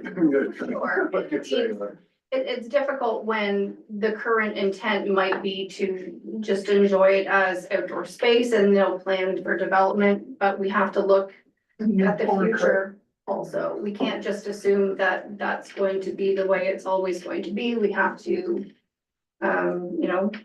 lots change hands, plans change, so we need to ensure that those examinations and studies are completed at the appropriate time in the process, when we have the ability to require them. 100%, and on the other side, that this now new 4-acre lot Mhm. cannot be severed. So it would change the lot of, so the lot of record date is January 1st of 2001. So if you were going to consolidate a lot addition parcel with an existing lot, then you wouldn't be able to re-sever it into 2 lots until that lot of record date changed in the future. And the likelihood of that happening for a while is probably pretty slim Over because, our lifetime. I mean, the only other solution would be to sever a lot and keep it in separate names and have 2 separate lots side by side and not consolidate them. But it would be a severance application that would still trigger the requirement for an environmental impact study. And that's a severance at that point though, so Yeah. that's now we're They're- separating they're- that as well. But then, Yeah, lot but addition then the and a person would separate own 2 section. properties, and if they ever decided to Changed it, yeah. to separate one for their kid or sell it, they could. Yeah. Yeah. So realistically, it's same cost whether you add it or have 2 separate lots. I would say so. Which I don't think is right, which I don't think is right either, right? Cause it's like, why, like, if I'm adding it, it should be cheaper than you creating a second lot in theory, right? Like it shouldn't be more. Cause I'm looking to just make it part of my property. I just wanna have a bigger piece of property, so it's yeah. So for now, our PPS and our official plan though are there. We do have to, Abide by it. yeah, exactly. Well, if we did, we wouldn't be talking about it because it wouldn't even be here. It'd be like, that's part of the policy and it's done. So like, it's another one of those ones where it's like, it kind of comes back, it's like to our lap or something that. Yeah, And so essentially, this report is being brought back because, you know, we did have the delegation, and this is just to sort of provide clarity as to why. Because at that meeting, you know, that individual has an opportunity to speak and you have an opportunity to speak to them, but staff don't follow through on anything at that meeting. It's after the fact, bringing this report back to you, just to provide some clarity as to why it's required and why staff made the recommendation that they did. Which, yeah, I want to reiterate too, as well, like, I fully respect that too as well, like, it's the important part of it, and that's why I think Forbes alluded to that earlier, and sometimes that you hear everything and you're like, in the staff recommendation, you hear everything and everything makes sense. And I can think back of decisions, like, sometimes we look, that have come across, going, why did council make that decision from years and years and years and years ago? And it's probably because of, you know, thinking of, like, this makes sense at the time, and it's, but yeah, like, it's tricky, but there's a side of it where we listen to everything, but sometimes we decide that there's a different direction, so it's, anyways. Thank you, that's my. So moved by Councillor Bass and second by Councillor Crabtree, that council receives staff's report regarding the requirement for an environmental impact study in support of the Rangers proposed lot addition application, and that council approves staff's interpretations of the PPS and the township's official plan, and authorize staff to advise the applicants that an ESI will be required for the proposed lot addition. All in favor? Opposed? That's carried. Next is our municipal manager again for amendment to animal control.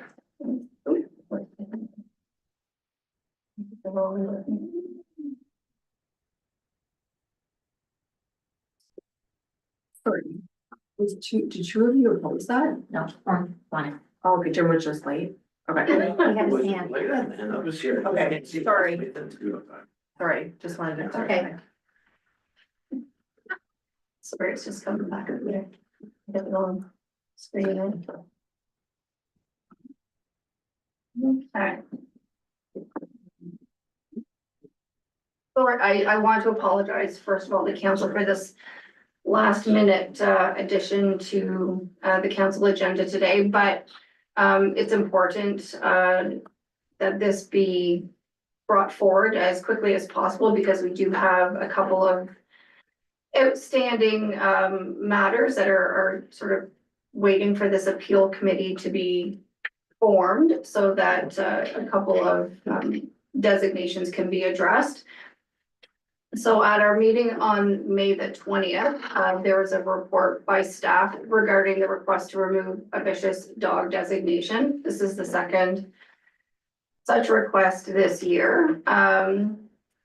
And there was a lot of great discussion at that meeting on the 20th, and there was a little bit of confusion, I believe, perhaps on staff's part with respect to the actual recommendation that council had. So there was discussion about inviting the bylaw enforcement officer to come out and provide their recommendation.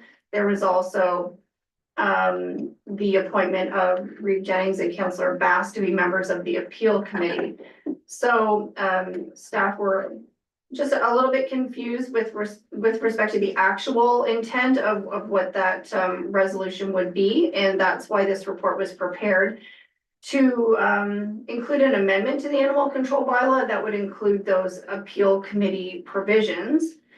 And staff did reach out to did research a couple of other municipalities, one within the county and one outside of the county, that both of these municipalities have such appeal committees. And the bylaw that's attached to this report is reflective of what the provisions are in those other municipal animal control bylaws. So this amendment defines the appeal committee, being comprised of 2 members of council, the clerk or their designate, and a member of the bylaw enforcement team. And then also rescinds the hearing provisions in the current animal control bylaw, where council was delegated with that authority. And then includes the provisions of the appeal committee, everything from receipt of the appeal and the process that would be followed, and the fact that the appeal committee wouldn't be making that ultimate decision, but would be making a recommendation to council at an upcoming meeting, and then council would be ultimately responsible for making that final decision. Does anyone have any questions? I think that's wrapped up what we're looking for. Yeah. I think that's it. Yeah, and then as it stated in the report, recommendation, the animal control bylaw will be brought back, the final. Sorry, the draft for public review and consultation, so that we can have a final version of that bylaw by the end of this year. It is a document that we really want to make sure that we get right. There's been a lot of research and review and some case law being evaluated just to ensure that the wording in there is appropriate for the township's needs. So we didn't want to rush through that big document, but we did want to put some mechanisms in place to have that appeal committee available so that we can address those two current matters as quickly as possible, because resolution is wanted by all parties involved. So hopefully this does address that. So that it is kind of a speedy one. So we've got the draft bylaw, and then we also have the bylaw to be passed the same evening. So hopefully we can get those committees moving forward quick. Okay. So moved by Councillor Crabtree and seconded by Deputy Reeve Carroll that council receive staff's report regarding an amendment to animal control bylaw 4004-2023 to include provisions related to an appeal committee as discussed at the committee of the whole meeting dated May 20th, 2025, and that council approve the amendments to the animal control bylaw as presented this date, and further that council direct staff to present a revised animal control bylaw to council with a public consultation component prior to the end of 2025. All in favor? And that's carried.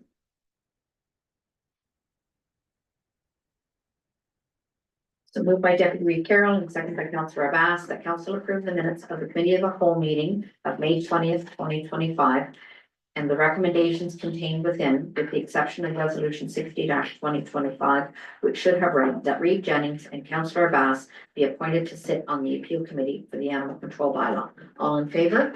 That's carried. Moved by Councillor Abbas and seconded by Councillor Crabtree that council accept the minutes of the Marrickville Public Library Board meeting of April 22nd, 25 as information. All in favor? And that's carried.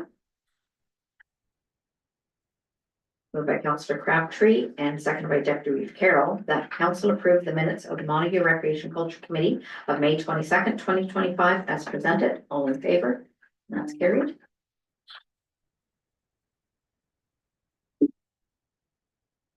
Petitions, bylaws, moved by Deputy Reeve Carroll and seconded by Councillor Abbas that bylaw 4146-2025 being a bylaw to authorize the execution of a development agreement with Valerie Ann Foster, the owner of land legally described as part of Law 18, Concession B, Township of Montague, be read a first, second, and third time and passed, signed, and sealed this third day of June 2025. All in favor?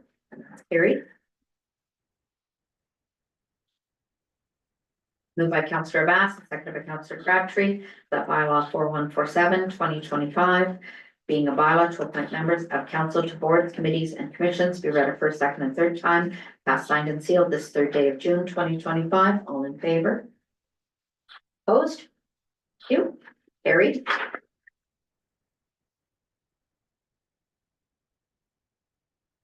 Moved by Councillor Crabtree, seconded by Deputy Reeve Carroll, that bylaw 4148-2025, being a bylaw to amend animal control bylaw 4004-2023, be read a first, second, and third time, passed, signed, and sealed this third day of June 2025. All in favor? Passed. Carried. No motion, notice of motion, correspondence, action items. Ministry of Solicitor General, Ontario Provincial Policing. Cost recovery model. That's me. Yeah. Thank you, Chair. So the Ministry of the Solicitor General has put out a number of opportunities for the municipality to speak to the cost recovery model that they implemented in 2015 that greatly impacted the rural areas. So it's been 10 years. Most rural areas policing doubled in the first 5 years of that implementation, then stayed relatively consistent with year over year calls for service and reconciliation from almost 2 years, each year. So I think that this is important. We had the ability to request a delegation to AMO, which all of you are attending, to the end of day on Friday. So I did put in a delegation request, hoping that you guys, again, if you choose not to and we receive one, you can say no. I do think it's important, though. I think that potentially with the changeover of, it's been 10 years. So I think a lot of the finance or some of the treasurers that were in place then, maybe aren't in place now. So back in that time, when I was in municipal at a different municipality, we did a full audit of how it worked, and we presented a presentation to the Eastern Ontario Wardens Caucus and staff at that time. Because of the huge impact on rural, and the large discrepancy on how they handle commercial versus residential. For an example, a commercial strip mall that has 7 commercial tenants is charged 1 property count for policing, but a rural house with an apartment is charged 2. So I think that there's still big discrepancies that we should be, if we get the opportunity to speak 10 years later, I realize, but I think that they need to look at that and adjust, especially with the province, encouraging secondary units, encouraging these items. They need to realize the impact it has on us rural areas when you're charging 2 or 3 policing counts for a house that maybe doesn't even pay enough taxes to pay those 3 policing costs that we're getting charged.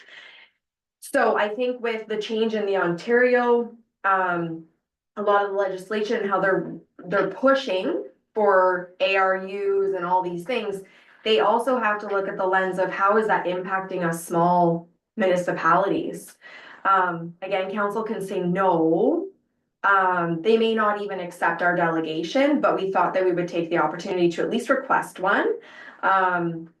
So we had to put down a couple of names. So we put down Reeve Jennings, and we put down Councillor Johnson just because of his previous experience, and then Kirsten and myself.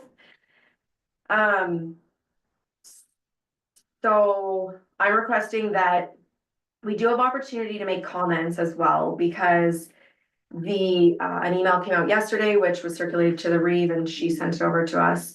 And I think it is important that we make comments. We have till June 20th. Sorry, Kirsten, I have a recommendation here. The council approved the request for the delegation to the Ministry of Solicitor General to address the cost model of the OPP. And a lot of the time they will allow us to adjust speakers if anybody else wants to sit on, or all of council wants to attend. And not have staff, if you guys want to just lead it. And further, the council directs staff to develop a report for June 17th council meeting with comments to be provided to the ministry prior to June 20th, 2025, as requested in the email received June 2nd. I felt strongly about it then, and I still feel strongly about it, because I think even at the base level of service, the areas that house the policing stations get a more base service than us rural Ontario areas. So then those areas also hold more commercial buildings, and that's why they all saw decreases, and we're happy with the change, but it negatively really impacted us. And we didn't see an increase in level of service. I'm not saying that they're not doing a good job. I just think that they need to look at that cost model, and how a commercial building is not treated similar to a residential building when you're trying to promote ARUs on properties. Any comments? I'm game for that too as well, and I mean, I would say that if every member of council is there, I mean, we do it at the county where. I mean, we all flood the room, so I mean, like, it's, I mean, certain people talk for the most part, because you can't have 15 people or 10 people that talk, but at the same token, it's like, I mean, it's always good to have the support, so I'd say. So with that, if we get the opportunity, I would also like to, with council's approval, reach out to the other rural areas and get their support, and get their logos put on our delegation, and get that it's not just us, that it's a rural Ontario concern. If you get more, you might get a better chance. Exactly, yeah. Like us doing it, they're gonna be like, okay, we are the smallest one, but if you get a few of the other ones that involved with it, then. I know there's already a number of other ones, that would like Renfrew County, all those areas that still are strongly, And they might be putting in some of their own too as well, I'm assuming, right? So Might it's be. but Sounds good. Oh, sounds Sounds good. great. Congratulations. So the next one is Leonard County Tourism Stakeholder Survey. I just brought that forward just to make sure that we're all aware of it, and even like members of council, our staff, anybody. We talked about tourism, we talked about that kind of stuff, look at that survey to see what we paid into it, so we wanna make sure that we're, getting whatever we can, sort of out of it too as well for Montague and everything else, so. I encourage everybody to do that survey just for, like, that's the municipal staff and councilors. Yeah. And the MRCC Mighty Machines 2025. Wasn't sure if. Anyways, I did bring it forward just because it's one of those ones from the support. I'm assuming we're all supporting, I'm unavailable. I don't. but you give your fire support, your fire. Oh, yeah, support? I give your far Far support, support. it's just I have a family wedding that. Which is cool, yeah, I mean, we want to support it as council, and I mean, I look forward to being there, I mean, obviously. These things happen, I remember I had to facilitate a wedding a few years ago that I couldn't be there, so I understand. So yeah, so it's anyways, I decided to bring it forward, because I think it's an exciting event for sure, so, Always does well. yeah. Kids I'm not love sure it. the two lads over there are jacked up. I'm excited. No, this community is wonderful and, it's always a lot of fun with the kids and everyone else, so. Yeah. And, I always enjoy watching firefighters, cut apart a car. That is fun. Oh, also putting the deputy reeve in the backseat of a That was not cruiser. fun.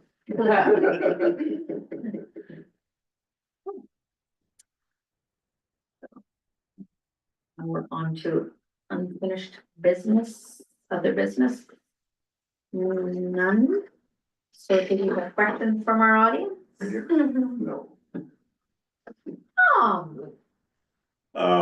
On your, when you're talking about the lot addition and the requirements. In the past, council has closed road allowance and also somebody has appropriated that land or got that land. Have you required the same requirements when they close the road, or like a closed road allowance to join onto the property? That's not a planning application under the Planning Act. So we can't require it.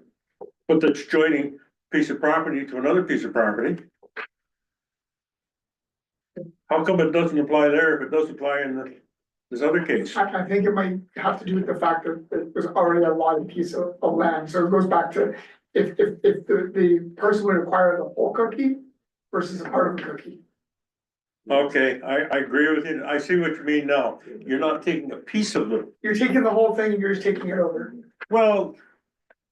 Yeah, but the road is part of a road system. You're taking a piece of the road system that's not being used. And you're adjoining to the property next door. But that road is owned by the municipality and we can't apply for a severance for our own land, like. If we wouldn't be subject to the same rules as a private individual. It's not a severance application. We don't need to apply for a severance to sell a portion of land to someone. Okay, it seems similar. You're moving a piece of land from here, you're joining it to the land here. Yeah. This place you need to these requirements, those places you don't. Yeah. Just a point.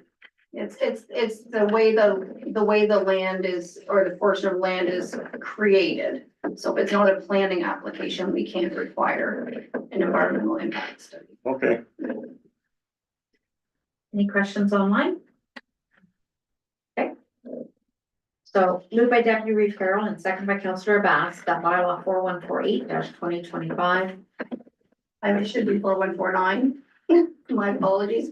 That was a 4149-2025 being a bylaw to confirm the proceedings of council at its regular meeting held on June 3rd, 2025. Be read it for a second and third time. Passed, signed and sealed this 3rd day of June, 2025. All in favor? That's carried. Moved by Councillor Bass, second by Councillor Crabtree. Council adjourned the regular meeting of council of June 3rd, 2025 at 7:49 p.m.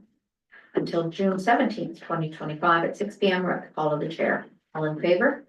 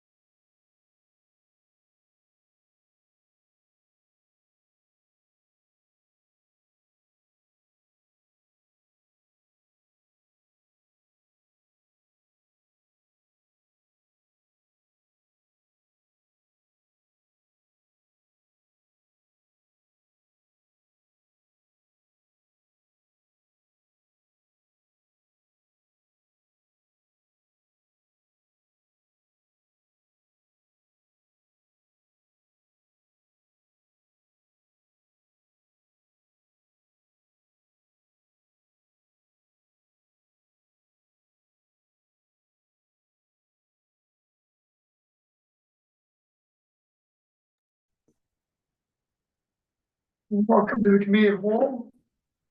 In person, live stream electronically, Tuesday, June 3rd, 2025. The adoption of the agenda. Oh, man, no, see, don't say we, there's no R beside it. Yeah. Land acknowledgement, the council and staff of the township of Montague acknowledge that this is the sacred land on which the township of Montague is now located. And it is meeting is being held as the ancestral and unceded territory of the Algonquin and Anishinaabe Nation. Now the adoption of the agenda. The committee of the whole agenda dated June 3rd, 2025, be approved as presented this date. All in favor? Moved by Deputy Reeve Carroll and second by Reeve Jennings. The committee of the whole agenda dated June 3rd, 2025, be approved and presented this date. All in favor? They're doing it on purpose, but they're really good at it. And I do love each and every one of them for it. They're making me a better person. Yes. Keep on yourself there.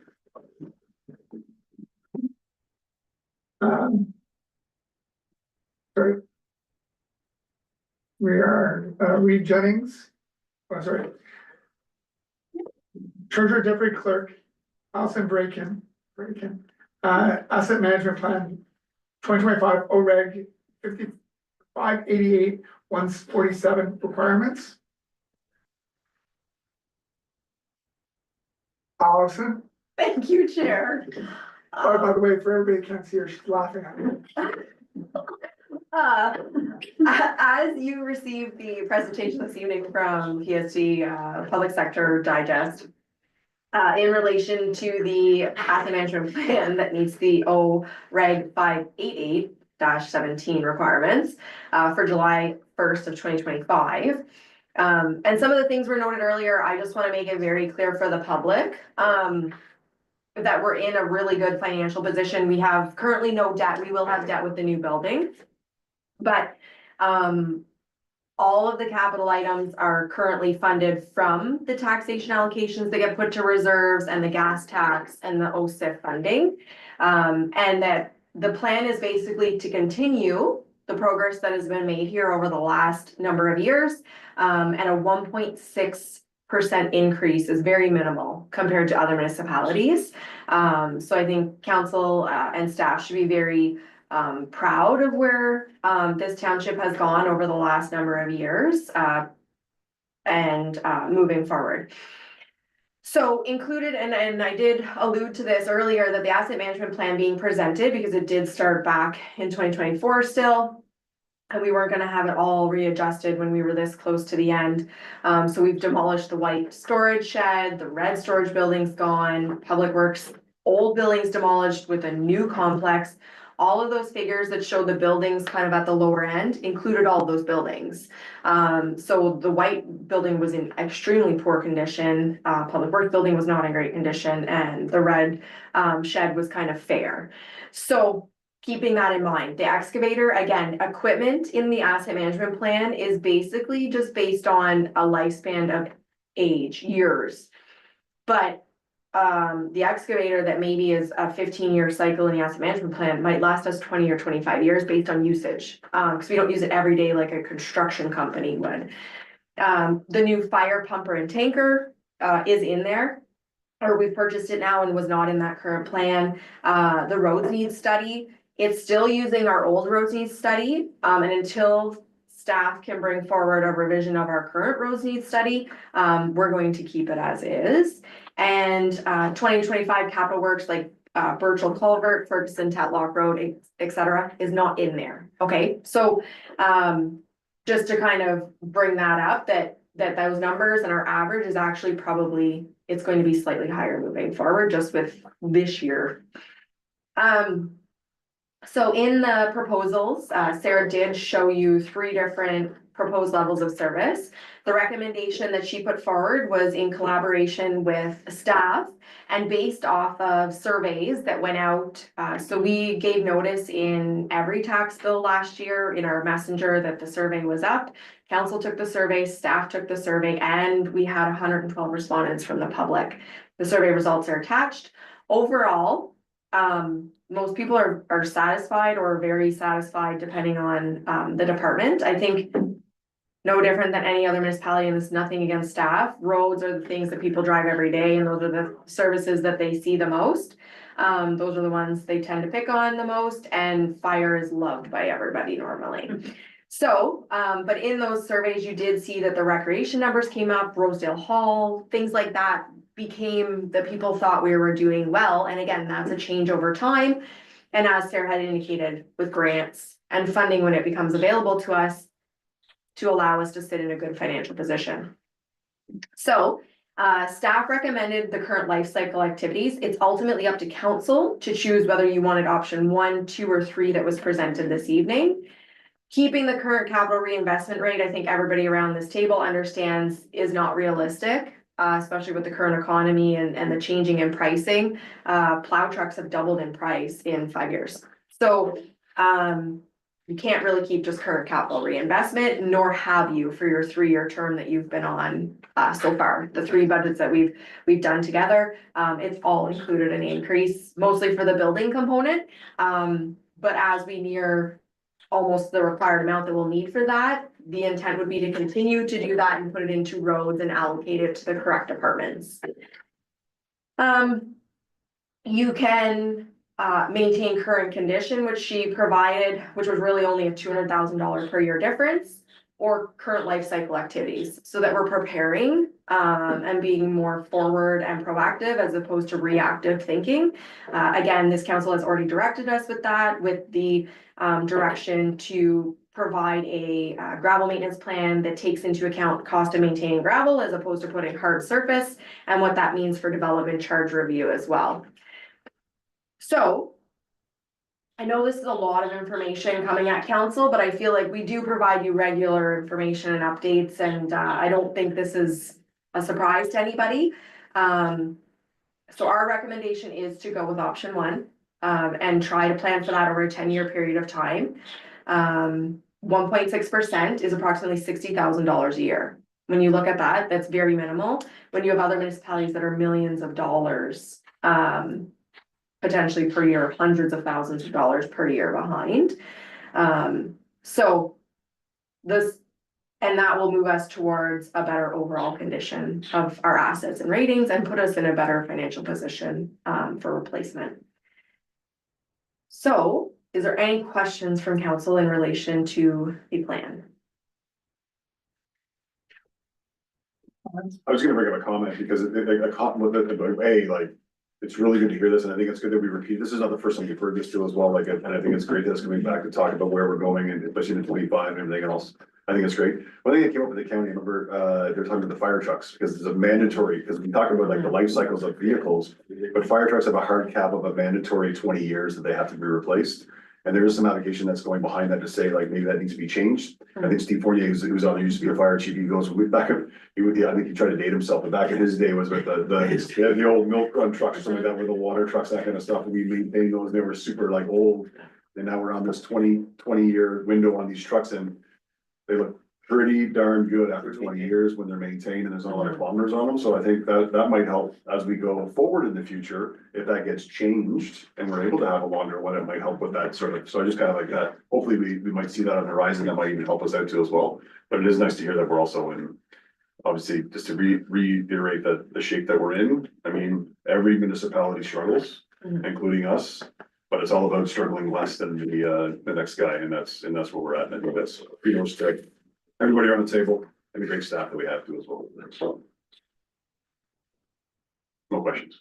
Okay, I think staff's done a wonderful job, and I think planning for the future and having a small incremental increase as opposed to, not doing the increase and all of a sudden getting hit with a 5, 8, 10, 12% is a safer, smarter way to plan ahead, and it's predictable. And for budgeting, it's great. So I think that's awesome and very well done by all staff. Very good, well done.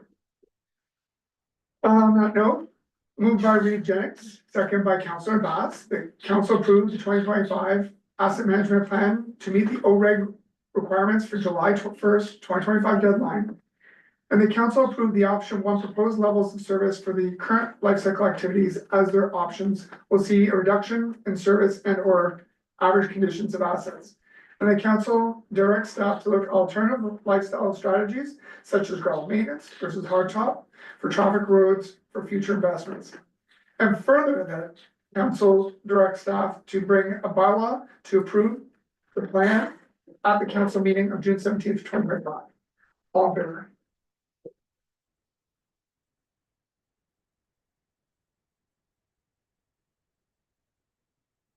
Treasurer, Deputy Clerk, Alison Brackett, draft updated tax collection policies and procedures.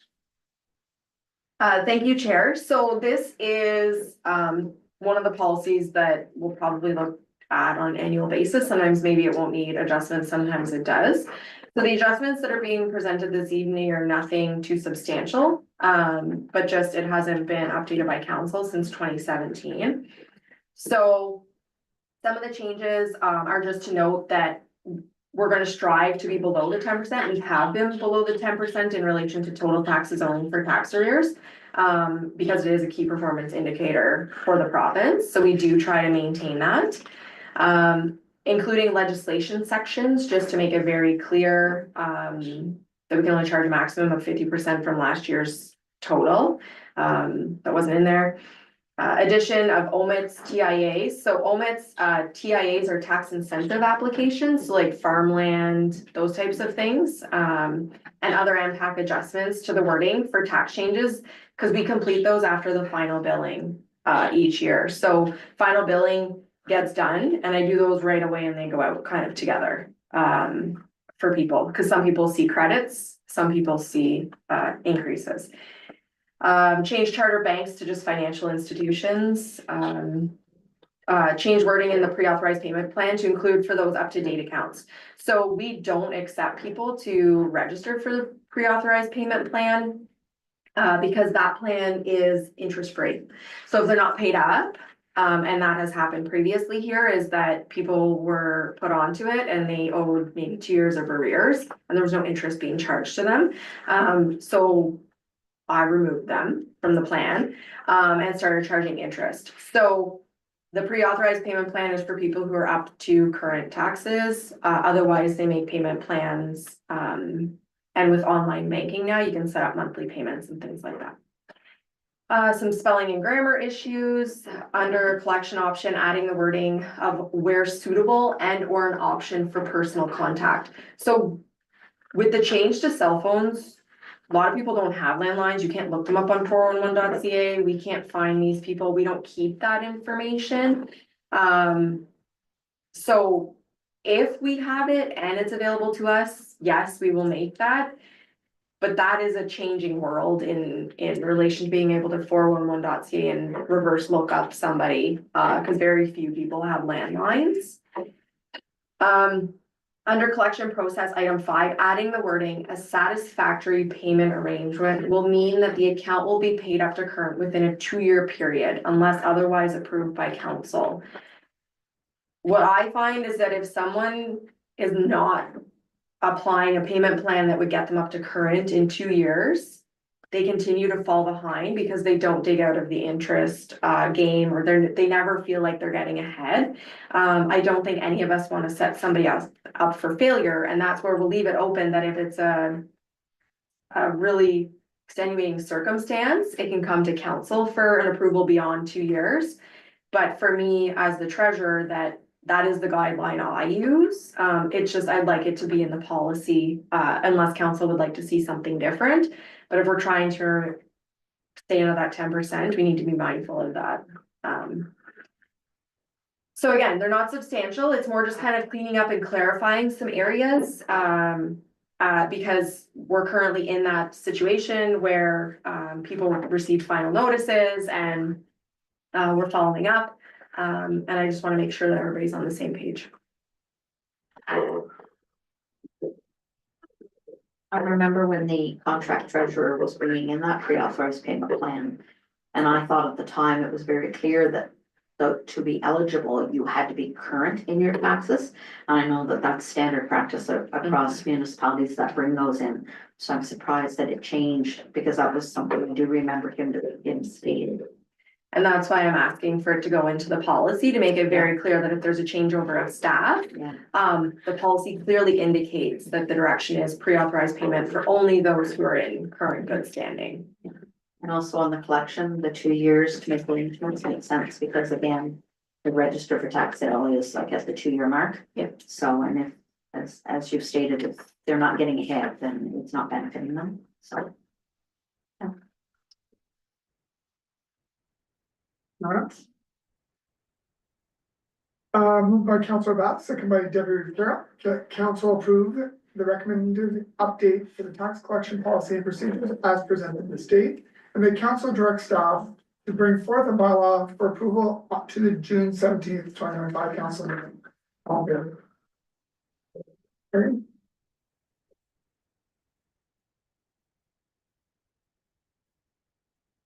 Treasurer, Deputy Clerk, Alison Bracken, New Horizon Grant pickleball courts. Thank you, Chair.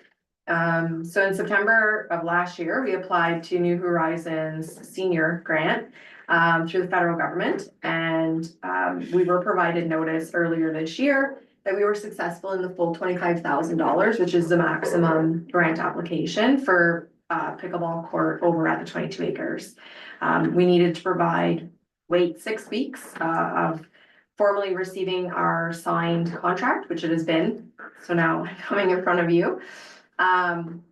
So the original application was for 1 pickleball court. And as you can see in the report, it would pretty much fund the 1 pickleball court that we're looking for the application for.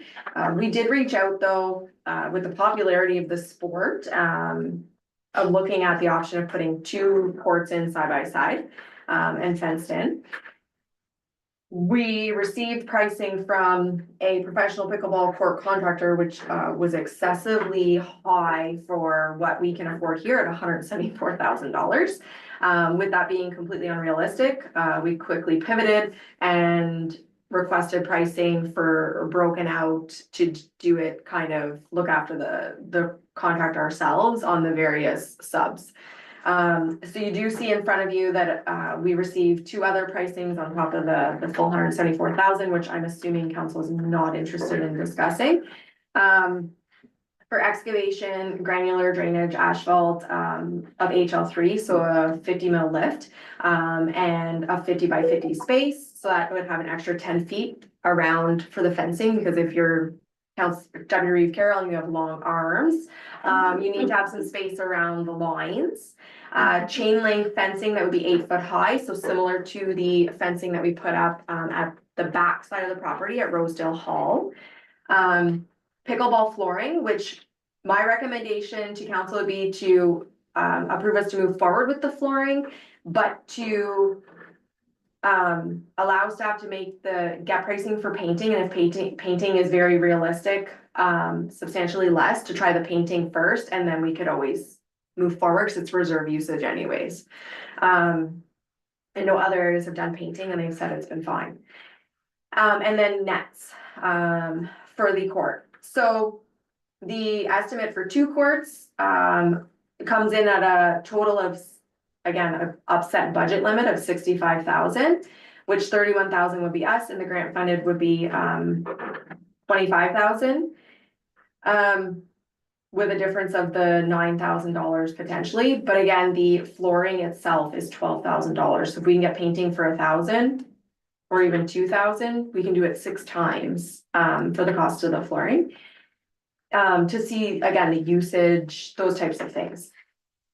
To do the 1 court, you'll see that we're actually going to be slightly over budget of what we thought we would have to put in with the grant. So the grant will cover more of the function. The township would only be responsible for $8,000. the recommendation from staff is to do the 2 courts. Again, with the popularity of the sport, I feel like if you do 1 court, you may have people fighting or arguing over playtime and things like that. We do have a reserve set aside for recreational items. Everything else over at that space has been funded from parkland fees, which is new development for severance applications. So it hasn't been off taxes in that location. And what's up and coming, so we have 35,000 in the budget for 2025. That's to complete the Storytime Trail with the school and the history board at the trailhead, which we still have the Crime Stopper bench at the trailhead. And the school is going to do, we're gonna try a pollinator garden again. Hopefully nobody mows it over this time. We have dozer work, so the walking trails, you'll see actually a big pile of some of the 3-inch stone / soil that's already over there. The crew has been hauling to kind of get ready for the dozer. And we're reshaping the hill and adding more fill to the hill to make that a little larger, because that was a big success last year. Granular A will be required, or a crusher stone, just to top the 3-inch for the walking trails to make sure that it's accessible and usable.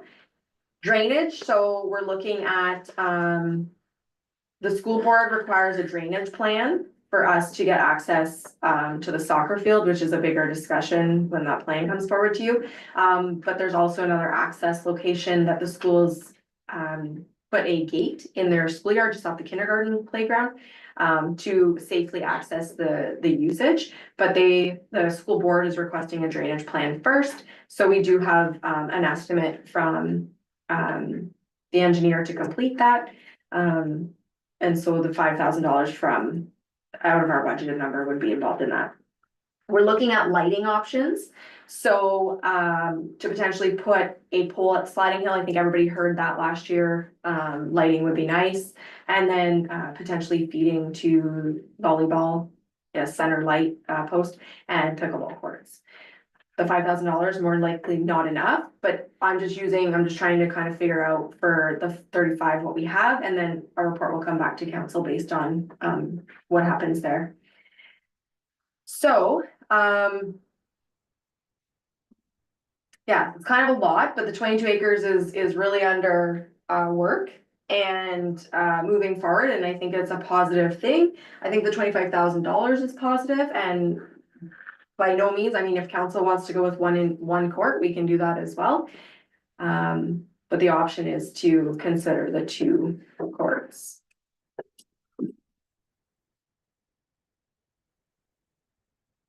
I feel if the money is in reserves, I'd like to see the 2 courts put in. You know, we've got the hill there now, we've got the tennis, or not tennis, sorry, volleyball. So it'd be nice to have the 2 courts, and not that I played this game yet, but every place you go, they can't get enough court space. And I do know that there's a lot of people when you drive by always around there now, so I would suggest that we do that. That's just me.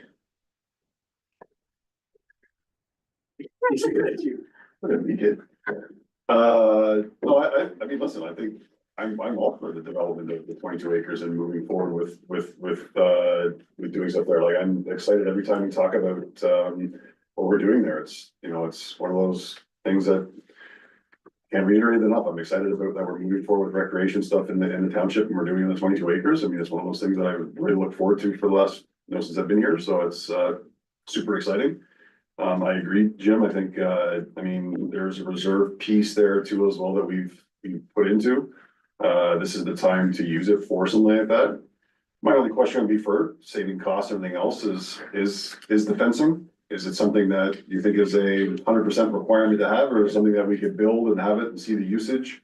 And then if we're seeing, there's a problem with the fencing, bringing a fencing group in, we might be looking at different fencing for that area down the road for something else, and is it maybe to do with that? That would be my only question. Would we look at holding off on that to do it if we were looking to save a little bit of money on that too as well? I think it's kind of a requirement. It's sort of like tennis. You spend more time chasing your balls. I don't disagree. We don't put it on a volleyball court, so that's why I bring it up in other cases. It's a good idea. And that's one of those side of it. It's like, if we're we gotta avenue all the cost savings, I guess. right? I think it's, wonderful that we are moving forward and that we are investing in ourselves and, creating this, awesome place for kids right beside the school. I think it will be used. I can't wait to play gym and pickleball. We'll be selling tickets for that. So. But, I think it will be used, and if not, I think it would make a lovely basketball, little half court. But the point being, I think this is great that we're investing in the township. And, whether we go with fencing, without fencing, but I do see the requirement. I don't really picture Jim running after balls very much. So at least if it's kind of confined, it makes it a little more entertaining. But, I think it's great that we keep adding and growing as a community and investing in ourselves, and I think it's great. No, I think it's great too. Just a question with reference to, cause I do support two as well, and I do support fencing, cause I understand the reason for it. Cause I understand the ball going way past you. But my question would be was, once we get it up and running, will it be used based off a booking system? Like just a curiosity, or is it just a free-for-all? Knowing the, explosiveness that pickleball has taken, is it something that we were looking to have some sort of a system? So that, say, for example, our Montague residents who have spoken loud and clear that they want one as well, versus the 300, for example, that might be in our next door neighbor. I know some of them are probably our residents as well, but I'm just curious, since we only have the two, because I certainly would hope that our residents in our township are going to have access to it as well. If, say, for example, if you know, we even stipulated some time zones without being booked, that, you know, I mean, nobody's gonna police it, but anyway, never mind. Well, it's a good idea. It's just my own thought. She answered her own question. Sorry, just on that note, because I know like, I think of, up in Barry's Bay where we go, or and it goes, there's a tennis court up there. And there's certain times that it's open for the public, and there's certain times that you can only, if you're a member, that you can use it. So like, there could be like, I think there's a lot of areas out there where we could borrow from as far as maybe it's a membership fee, like as we get moving forward. I think it's early in that discussion, but I think there's lots of examples of like where you can utilize exactly where you're going and it can be done. So it's And Chair, through you, that was the intent, was especially with the groups that we're working with, that if the senior active living program, that it would be rented or unavailable certain times that group, it has access to that facility. So I think that's a bigger discussion of how it's going to work, but there was absolutely going to be a plan in making sure that there's available time for Montague residents, to utilize the space for free. I think the free use of space is what everybody heard loud and clear in the rec survey. So you can have, absolutely, you might have a weekend where a family maybe wants to rent it for the morning and or somebody wants to rent it and have a fun tournament. We can do that similar to the school.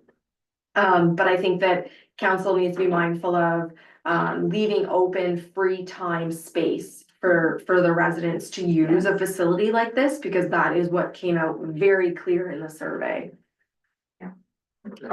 Suggestion, I think we may have to look at putting a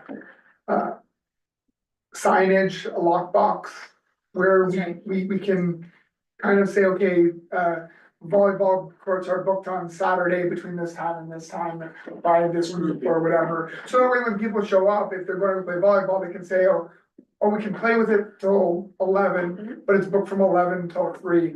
Just to avoid confrontation, avoid confusion, and kind of have that kind of set up. And same with the seniors, if the seniors have a booked pickleball court from, you know, their early birds. I know he likes to sleep in, but their early birds, you know, they might have it booked from 7 in the morning till 11, and then after that it's free.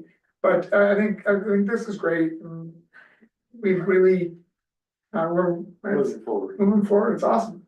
And sorry, Chair, just a couple things that aren't on here. We're also getting outdoor garbage receptacles that will be funded through the county waste initiative. So we'll be putting a couple of those, again, we're listening to what people are saying. So that will be funded through that initiative, in addition to our free composters and the work with the school. And the picnic shelter that was out front of this facility, the intent is for that to move over to that facility. So reusing and repurposing something that really didn't get used here, that will get used over there. As far as lighting, if that doesn't happen soon, I do know there's a lot of, the solar ones that are kind of going very well and seem to be useful. I don't know what the potential is, but at least it might be something to, in the interim, if we can't get electrical out there sooner than later. So Chair, through you, so we also have a grant application for a washroom facility with a septic and water, which is going to require hydro and power. So we're kind of waiting to see if we're successful in that. If we are, none of it will be funded out of this pocket. It will be funded out of that pocket.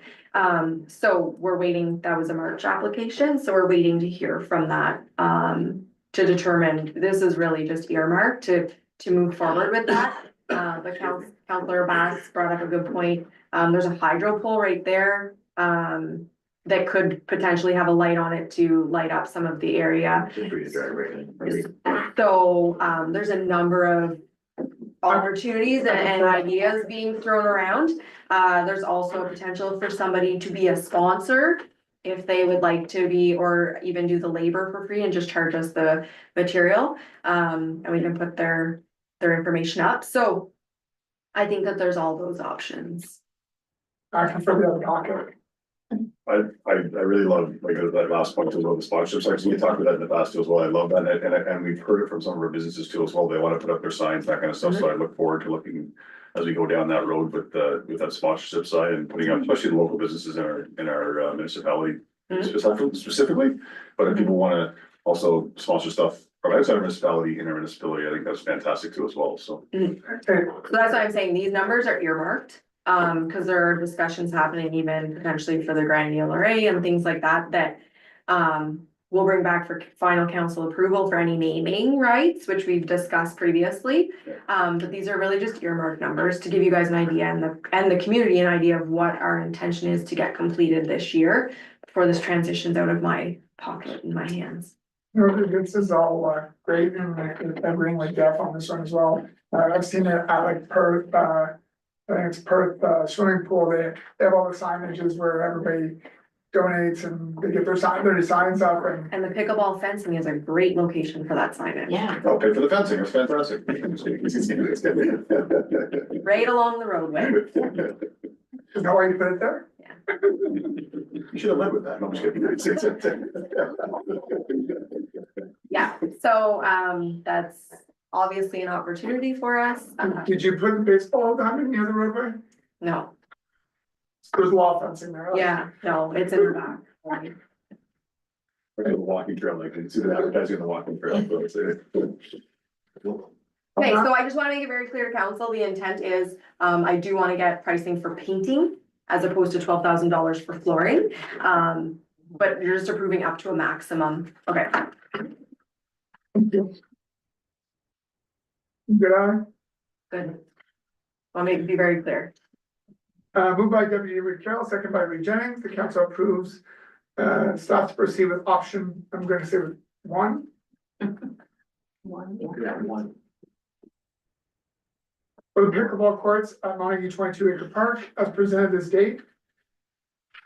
All in favor? Carried. Options for you in there.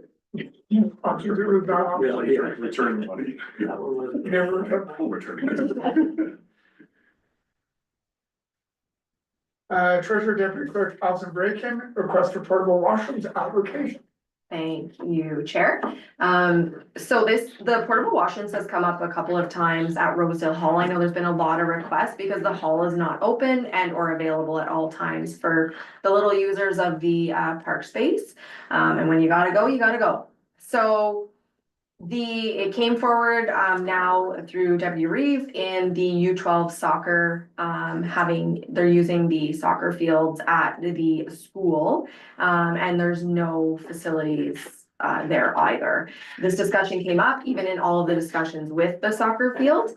It's still going to be a walk for them to come and use the Montague 22-acre space for a washroom facility because we don't have any kind of access over to the school at this time without a drainage plan. But it would be there. Staff is, in complete support because of the request from Rosedale Hall, and complaints about people urinating in the playground area. That we look at, if nothing else, this being a trial year, to put up a portable washroom.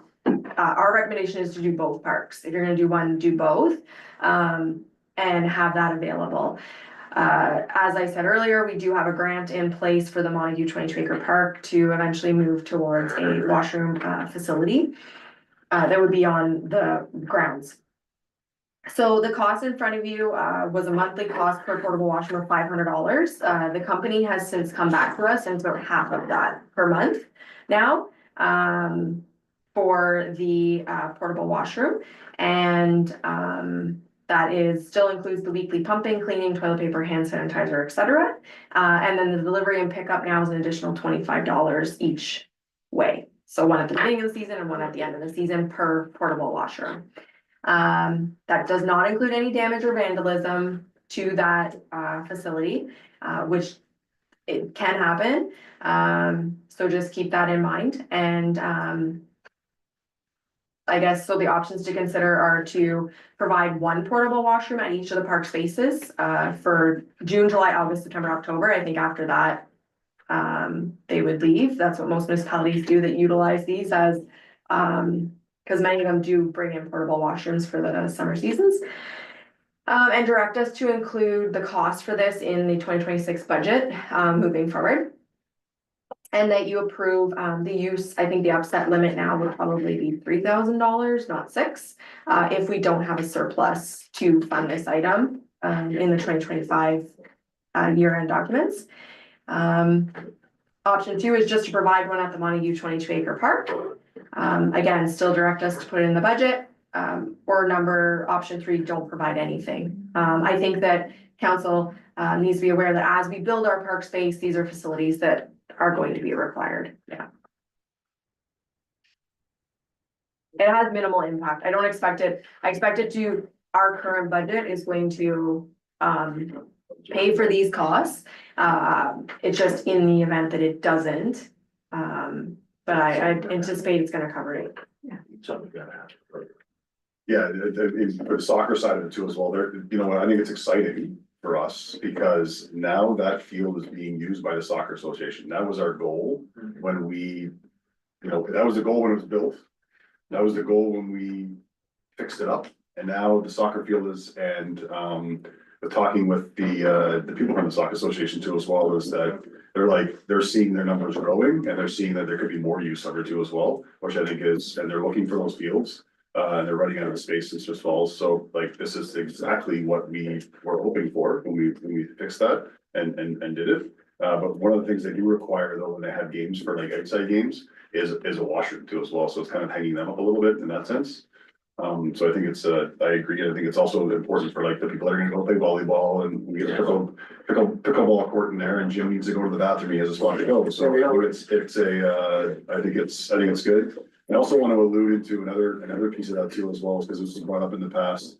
And I know Ali can speak about it, about the boat launch road, because that's another situation that we have that's a recreational space in our area that has been talked about in the past, about the portable washroom too as well, and how we can facilitate that. Yep, so chair through you. Boat Launch Road, there's a number of complaints that come from Boat Launch Road, lack of parking or improper parking, people who maybe aren't great at backing up trailers, and, you know, doing damage. People, relieving themselves along the road allowance. I think maybe people letting their dogs relieve themselves on the neighboring properties. So I believe it was last year, we had a severance application for somebody along, their property along Boat Launch Road. And in that application, we requested an additional 3 meters. I think we actually got 3.3 meters whenever the survey was completed, so 10.5 feet, 11 feet of additional width. In the roads need study, Boat Launch Road is coming up for 2027. And included in that, it's on my whiteboard anyways, and that we would widen that roadway to allow for some additional parking. I think there's about 350, 360 feet of additional length. Which with a boat and trailer that's 40 to 50 feet in length, you have, you know, maybe six spots for a truck and trailer, which is much more than what's there now to safely park.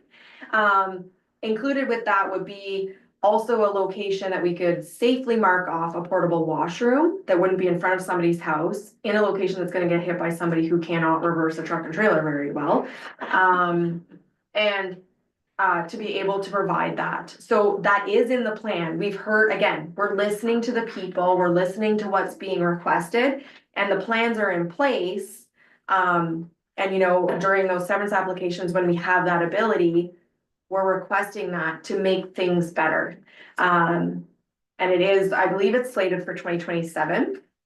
So my recommendation for that one though, is to potentially add to this motion to include that, so it's on an action tracking list in case staff changes and there's changeovers and people don't realize that that's there and that's the intent, if council agrees with that intent.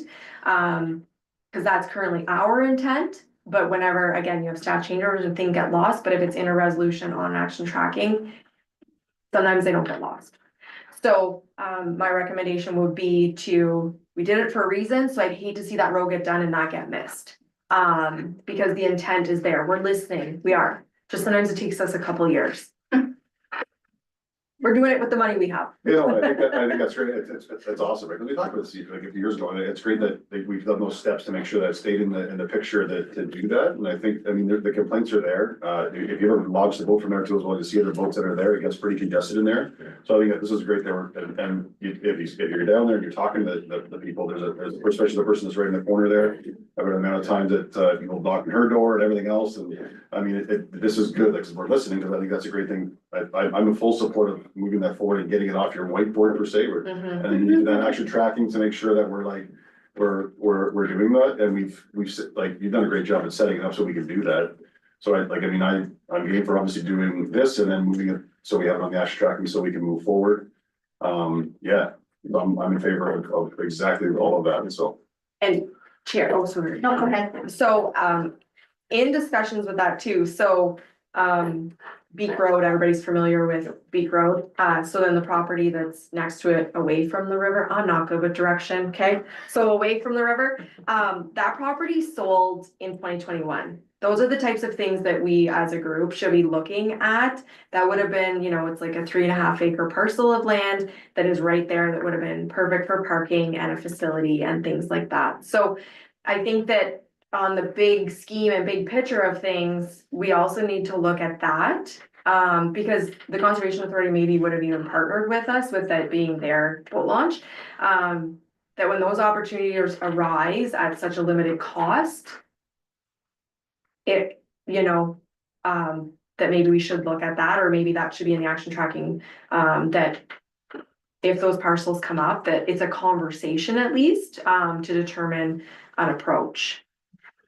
Is it feasible and Yeah, I think that's great. The other part, like because it is a partnership with the Conservation Authority, they might be a partner with paying for some of Yeah. that bathroom cost, that other thing too as well, and Mhm. everything else. So I think it's great that we move forward with that. And I wanted to add that, the resident that's down there, when he reaches out to staff are listening, Mhm. because it was again mentioned. And, with reference to having a porta potty brought down there yeah, just today. And it's like, staff are aware, and it's like, we are listening. yeah. And just to follow up on that, our concern right now is not everyone can back up a trailer, and if they're Oh, hitting yeah. this porta potty and damaging it, we're paying for this Yeah. over and over. Yeah. We need a safe location, Yeah. and also, right now, if we were to put it there, she'd look at it every day, Exactly. right? So But that's we are not our listening. intent. We We are are, listening. and we have a plan. Yep. Yeah. And we have it in the action tracking plan, that it's like, see, it's, Yeah. we're doing it, and I think. in the that's, next couple of years, like it's in the plan for the next couple of years. Yeah. As long as everything goes according. I was gonna say, like I said, I mean, municipalities have been porta potties, I was just thinking, I was at baseball the other day in Carlton Place, and there's, and like the rink is like, was it like really far away from the far, and there's a porta potty that's close to that one. Yeah. Because of, for that exact, that they bring it in just for that, and they even have a bathroom that's relatively close, but it's a, yeah, so I mean, it's done, so. Those little legs don't quite get there. No, my son was booting, it was, I was saying, if you're playing a game, he did it as well, it's funny, so he's playing a game and he has to run, like, and I'd say, if he had to run to the rink and back. I mean, we would have been having no catcher. Yeah. So I mean, like, it would have been like, you know, Yeah. so like, it's, yeah, so I mean, it is important, so, yeah. I think this is great. Again, it goes back to our working with the community, making sure that we're working on this 22 acres. We're actually having an event there on the 21st of June. We had to get a couple, which probably would have paid for a couple months in comparison. But Same company, so you could potentially not get one. there we go. Right. But I think this is great, and it's just gonna make it that people don't have to figure out a place to go or, you know, be out in the wild. So this is awesome. I think this is great.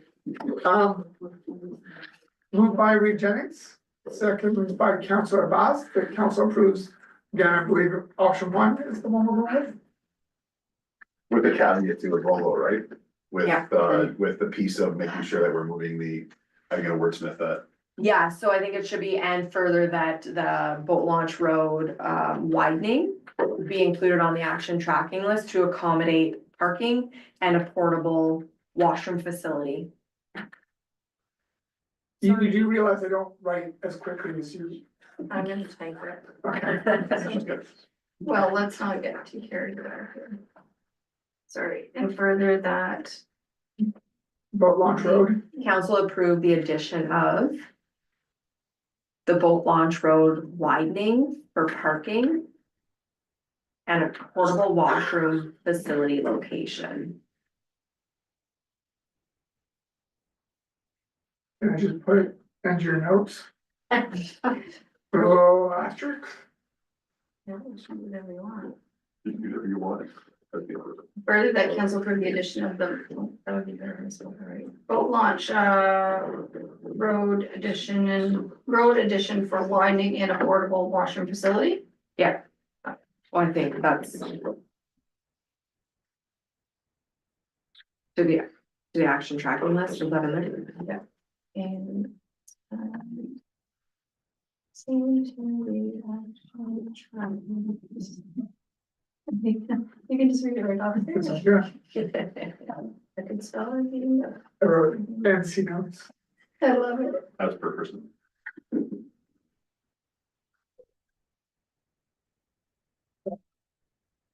The council approves option 1 in relation to the request for portable washrooms at municipal park locations and further the council approve the addition of the boat launch road addition for the widening and portable washroom facility and add same to the action tracking list. Not the bottom part. Not the bottom. All in favor?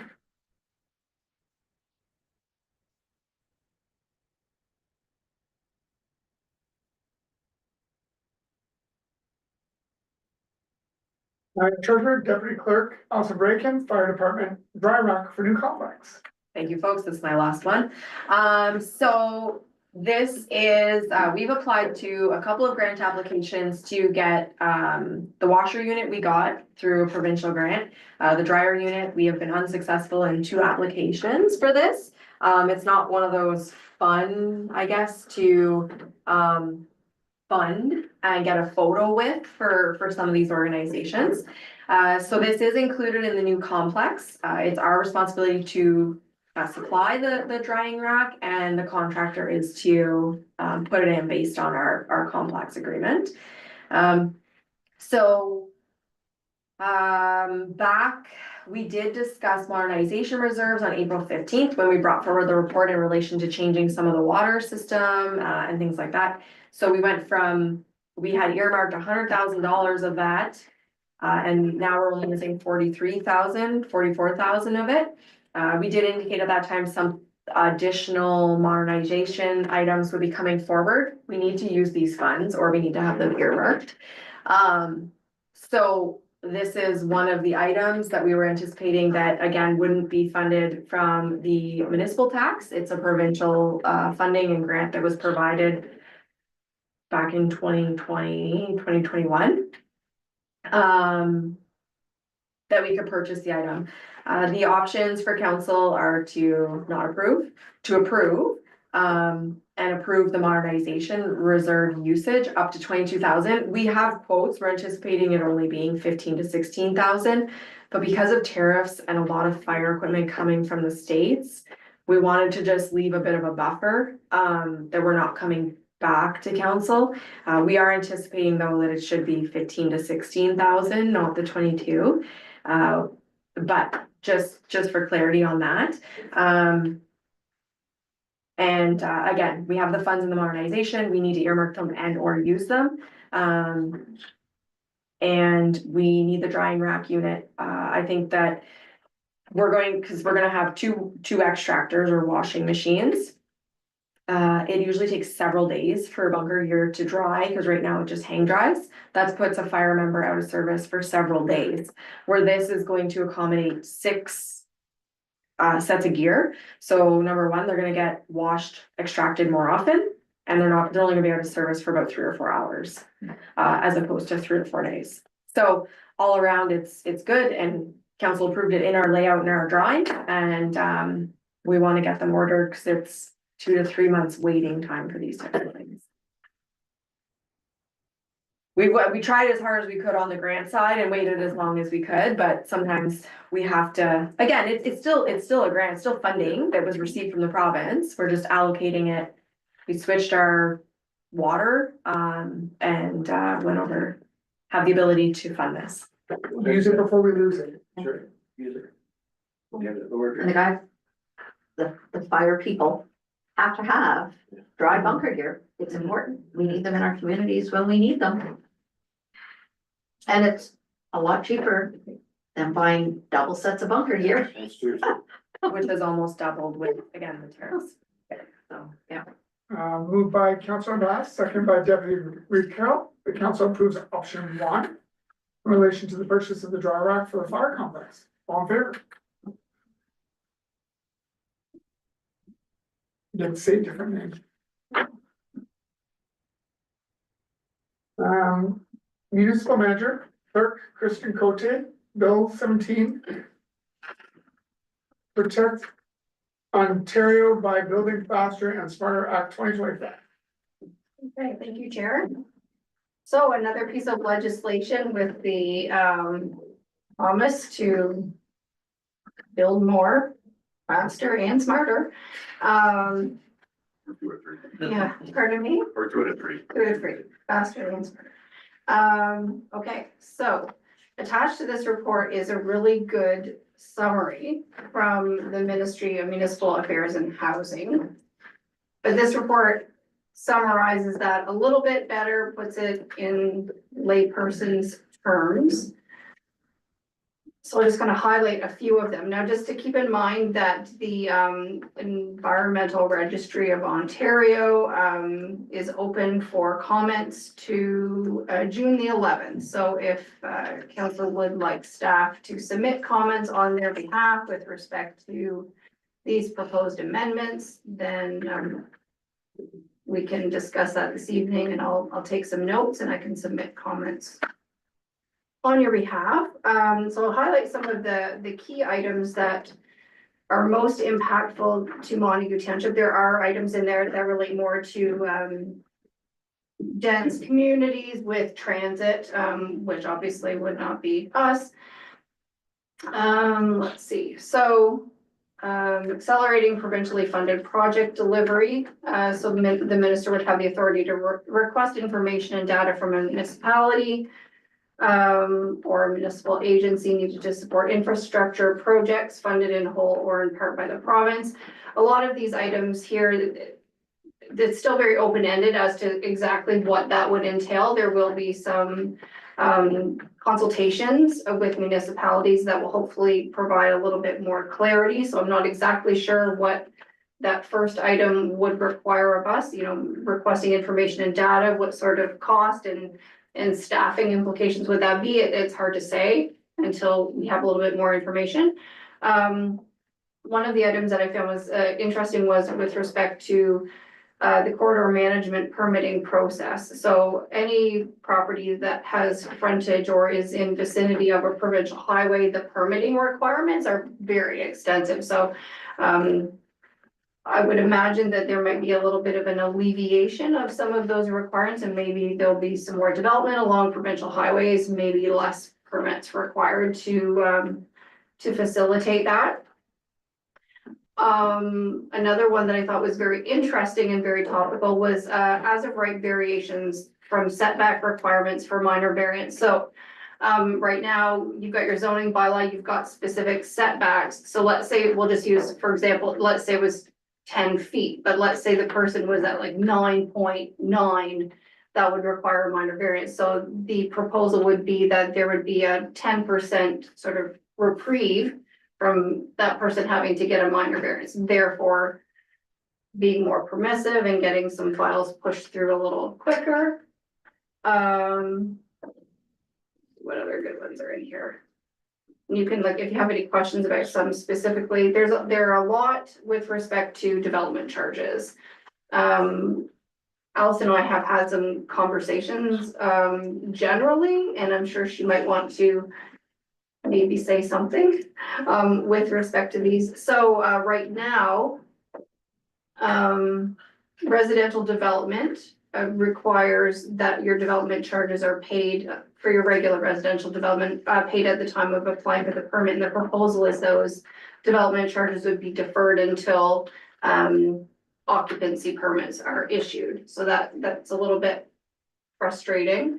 Let's see. On that note, you need to pay the development charges and that when we give you the occupancy permit, or that the idea is that we give the occupancy permit and then we say, please pay us? That's the discussion that's happening. That's the sort of, which one, like, you gotta make sure you can maybe get that fund first before you finalize. And what ability do we have to add it to tax and collect like taxes if the payment's not made? Because you have a lot of people that get partials and they don't come in for finals. Yeah, And they're living in their home. Yeah. So there has been discussion, or comment that it would be on the move-in date and or occupancy, whatever comes first. But again, it's how are we able to collect? Are they able to be, put on and charged like taxes with an interest collected? Would we have to keep that separate as an interest allocation to the development charge, separate from the tax interest? So there's all of those administrative issues, and I think with the development charges, a lot of this comes down to municipalities saying, what an administrative nightmare, depending on how this turns out. and it's tough for like a place like us where it's like, the development charges are $5,000. I mean, like, it's not like, but when you go to Toronto and you kind of like, okay, well, their development charge could be like $120,000. And it's like, you know, it's not like it's a big ask from the smaller guys per se too as well, I guess, right? Like, and for our perspective, I mean. Yeah, and share through you, I think that's the whole thing, is that, again, similar to OPP, they're painting us all with the same brush, and it's very different.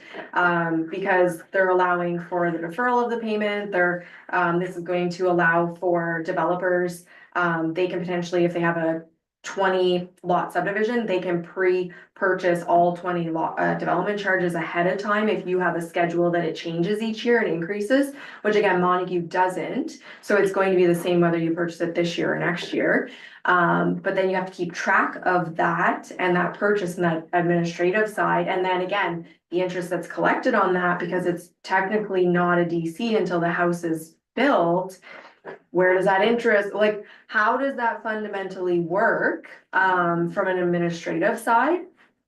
So, we're set to get a new DC, it'll be in the 2026 budgets, and that's to come into effect 2027. If this gets facilitated, we may choose to move forward with it a little early and get it done. But they continue to change this act, so it's very difficult for everybody. But it's becoming more of an administrative nightmare. Yeah. We're supposed to make it easier, but Yeah, not. faster and. yeah.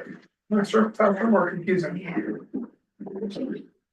So there are some areas where, you know, there is some benefit, for example,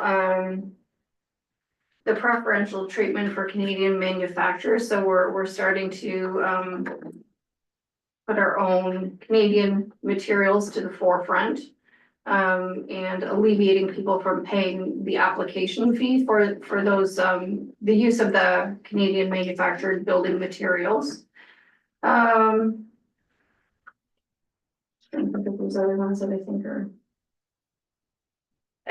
Transparency, well, annual reporting, so, I mean, that's something that this council is very, very adamant about is being transparent. I don't think that's something that, that we're guilty of. I mean, specifically with respect to the development charges, you know, being transparent with the public as to their allocation, and treasurers have specific requirements to ensure that the financial statement for those development charges is posted on the municipality's website, so I don't think there's any issues with respect to that for us. Does council have any questions with respect to the report? No. Any comments that you would like me to submit on your behalf? I think it's so hard because it just changes, like I had some highlighted points with like, you know, some of the study requirements when they asked, let's say that like planning act restricts municipalities to only require studies noted in their official plans. I would, oh my, I just died, what is this, I knew that was gonna happen. But it was like, when do we not have a study that's requested, that is required by someone who's like a professional at it? I didn't really understand that one, and a few other ones in there too as well, but I mean, like, it could change. And it's like, it's and, yeah, anyways. Well, and I think that's the issue and the frustration for staff is that it's vague enough where we're not really sure exactly what it's gonna require from us, so it's hard to bring, you know, a fulsome report to council for consideration when we really don't know what those implications will be. With respect to the study requirements, maybe it might alleviate the requirement for peer reviewing, so if you have a report that's prepared by an industry professional, then maybe they will be satisfied that that is sufficient without the requirement for a peer review, that could be a possibility. I mean, we don't require. I mean, our official plan is very up to date, it was finished in 2023, so it's pretty clear at outlining the reports or studies that would be required in support of an application, as we've discussed a lot this evening. And I think this is just to eliminate people from adding others that aren't even in the list. So you make it, because when you talk about the official plan stuff, because they're streamlining the official plan due to concerns, official plans Right. become complicated, restrictive. So what does that like sort of mean? Does that mean that we're gonna come, that the MMAH is gonna come down and consult and say, this is what it's gonna look like, and like, you can't really have any say on it, like, or is it like along those lines? I mean, there already is one stuff in the official plan that says you need to do it anyways. It's So I difficult. don't know what that yeah. really means, right? I mean, it's very wordy for something that you kind of already do, and how's that gonna change and whatever, so. Yes, I think those are my comments, is like, it's like, you're not really giving, like, maybe the same thing, the confusion side of the staff side, it's like, you're not giving enough information, or giving a. What does it all look like, and that's the hardest part to give comment on, so. That was one of my questions I was going to ask earlier, was because we were talking about planning act and everything else, and with this building homes faster. Is the provincial government going to make some of this obsolete and make it so that they pass things through with, even though we're following the policies that we put in place? Are they gonna make some of these policies obsolete, that it's no longer, you know, like, they're the ones that told us that we had to implement them, but now that they're saying we're gonna build homes faster, and they're saying they're gonna get rid of the bureaucracy and stuff, are they going to make some of these planning acts obsolete? Or just go to some of them and trump them, and that's where I wasn't sure what the intent on some of these policies they're talking about are. And it's difficult to know, and all I can say is that as consultations open up, then reports will be brought back as we learn more information. That's all we can really do. And sometimes more information, Yeah. causes more confusion, so. Yeah, It's anyways, I think that's my comments, It's like, to have part of that piece, like, it's like, we'll see what more comes down, because we try to figure it all out, but like everybody else. This is a great piece of information, though, to keep us, like, our, once again, the transparency and keeping our, like, in the know of like, hey, this is what's going on right now, so. But since feedback is being sought, I think council should give direction to say that staff can submit how these are going to impact them more, so either in favor or against. Mhm. Because I think that's, staff need to be able to, they're the ones that have to follow this. I mean, we may approve things, but they're the ones that are day to day having to field and 100%. operate in it. So I think we should be saying we give them support to file how these are going to impact them in their daily Yeah. operations. It's not like the financial aspect that we're. All of talking it, about. all of Yeah, it, the yeah. interpretations, the whole shoot and match. Keep us in the loop like you always Yeah. do, but it's like, like, you know, and we're gonna have questions as we go, but I agree 100%, man. Staff can put our heads together and come up with some good comments to submit. Maybe. Well, we will. We got it. The preference to those development charges and deferring them, it's like. Have the ability though to put it on the taxes, like that's crucial for those that don't pay. So those are the things that I think we need to send back saying, if you're putting this in place, then we want the tools to still be able to collect. Why should we be out funds? Yeah, my only question then is that the interest that we collect, is it to be included in the development charges statement separately? Anyway. And maybe there's another side of it too as well, where it's like, there's a, like, you need to pay upfront up to $20,000 of development charges for those ones that are like the absorbent The ones, big which ones. the big ones that do not affect us, you know, like, so you still.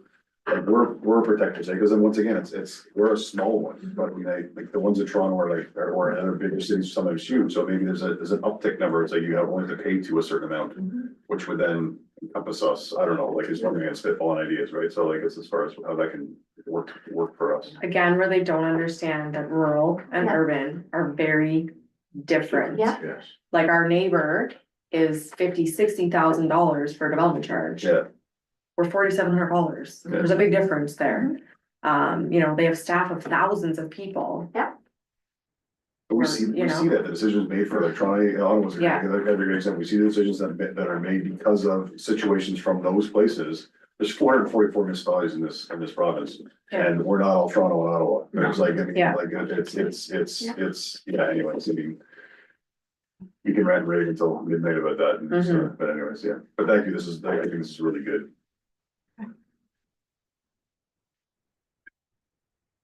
Was waiting for permission. Moved by Deputy Carroll, second by Ruth Jennings.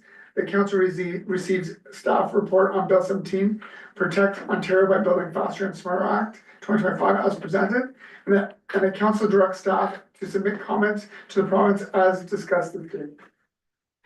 All in favor?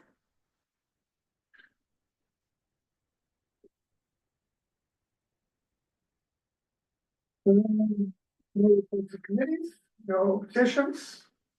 No motion or notice of motion. No unfinished business under other.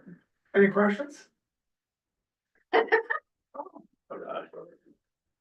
Where the part about the building faster. Just brings back to mind, how is council or how is staff making out on the building permits they never got the final inspection on? That they were starting on and back when COVID first started, how are they catching up? Is that progressing or? Staff are working, they're getting a lot of those permits closed. They've been working very hard at that. Yeah, so letters went out to people, and there's been 50 some permits closed. Since the beginning of the year. Yeah. Great question and awesome, because that's what we were looking for a Mhm. little while ago, and absolutely fantastic And most people are just like, It's oh, not totally forgot because I had a partial and, you know, people get busy in their lives, and they're like, yeah, come on out, like, so, yeah. It's been, Jordan's been working very hard. It's great. digitizing stuff. Yeah. Wonderful things. On that note, moved by Reed Jennings, second by Councillor Bass. The committee of the whole meeting for June 3rd, 2025, now be adjourned at 9:05 PM. On there? Okay. Good night.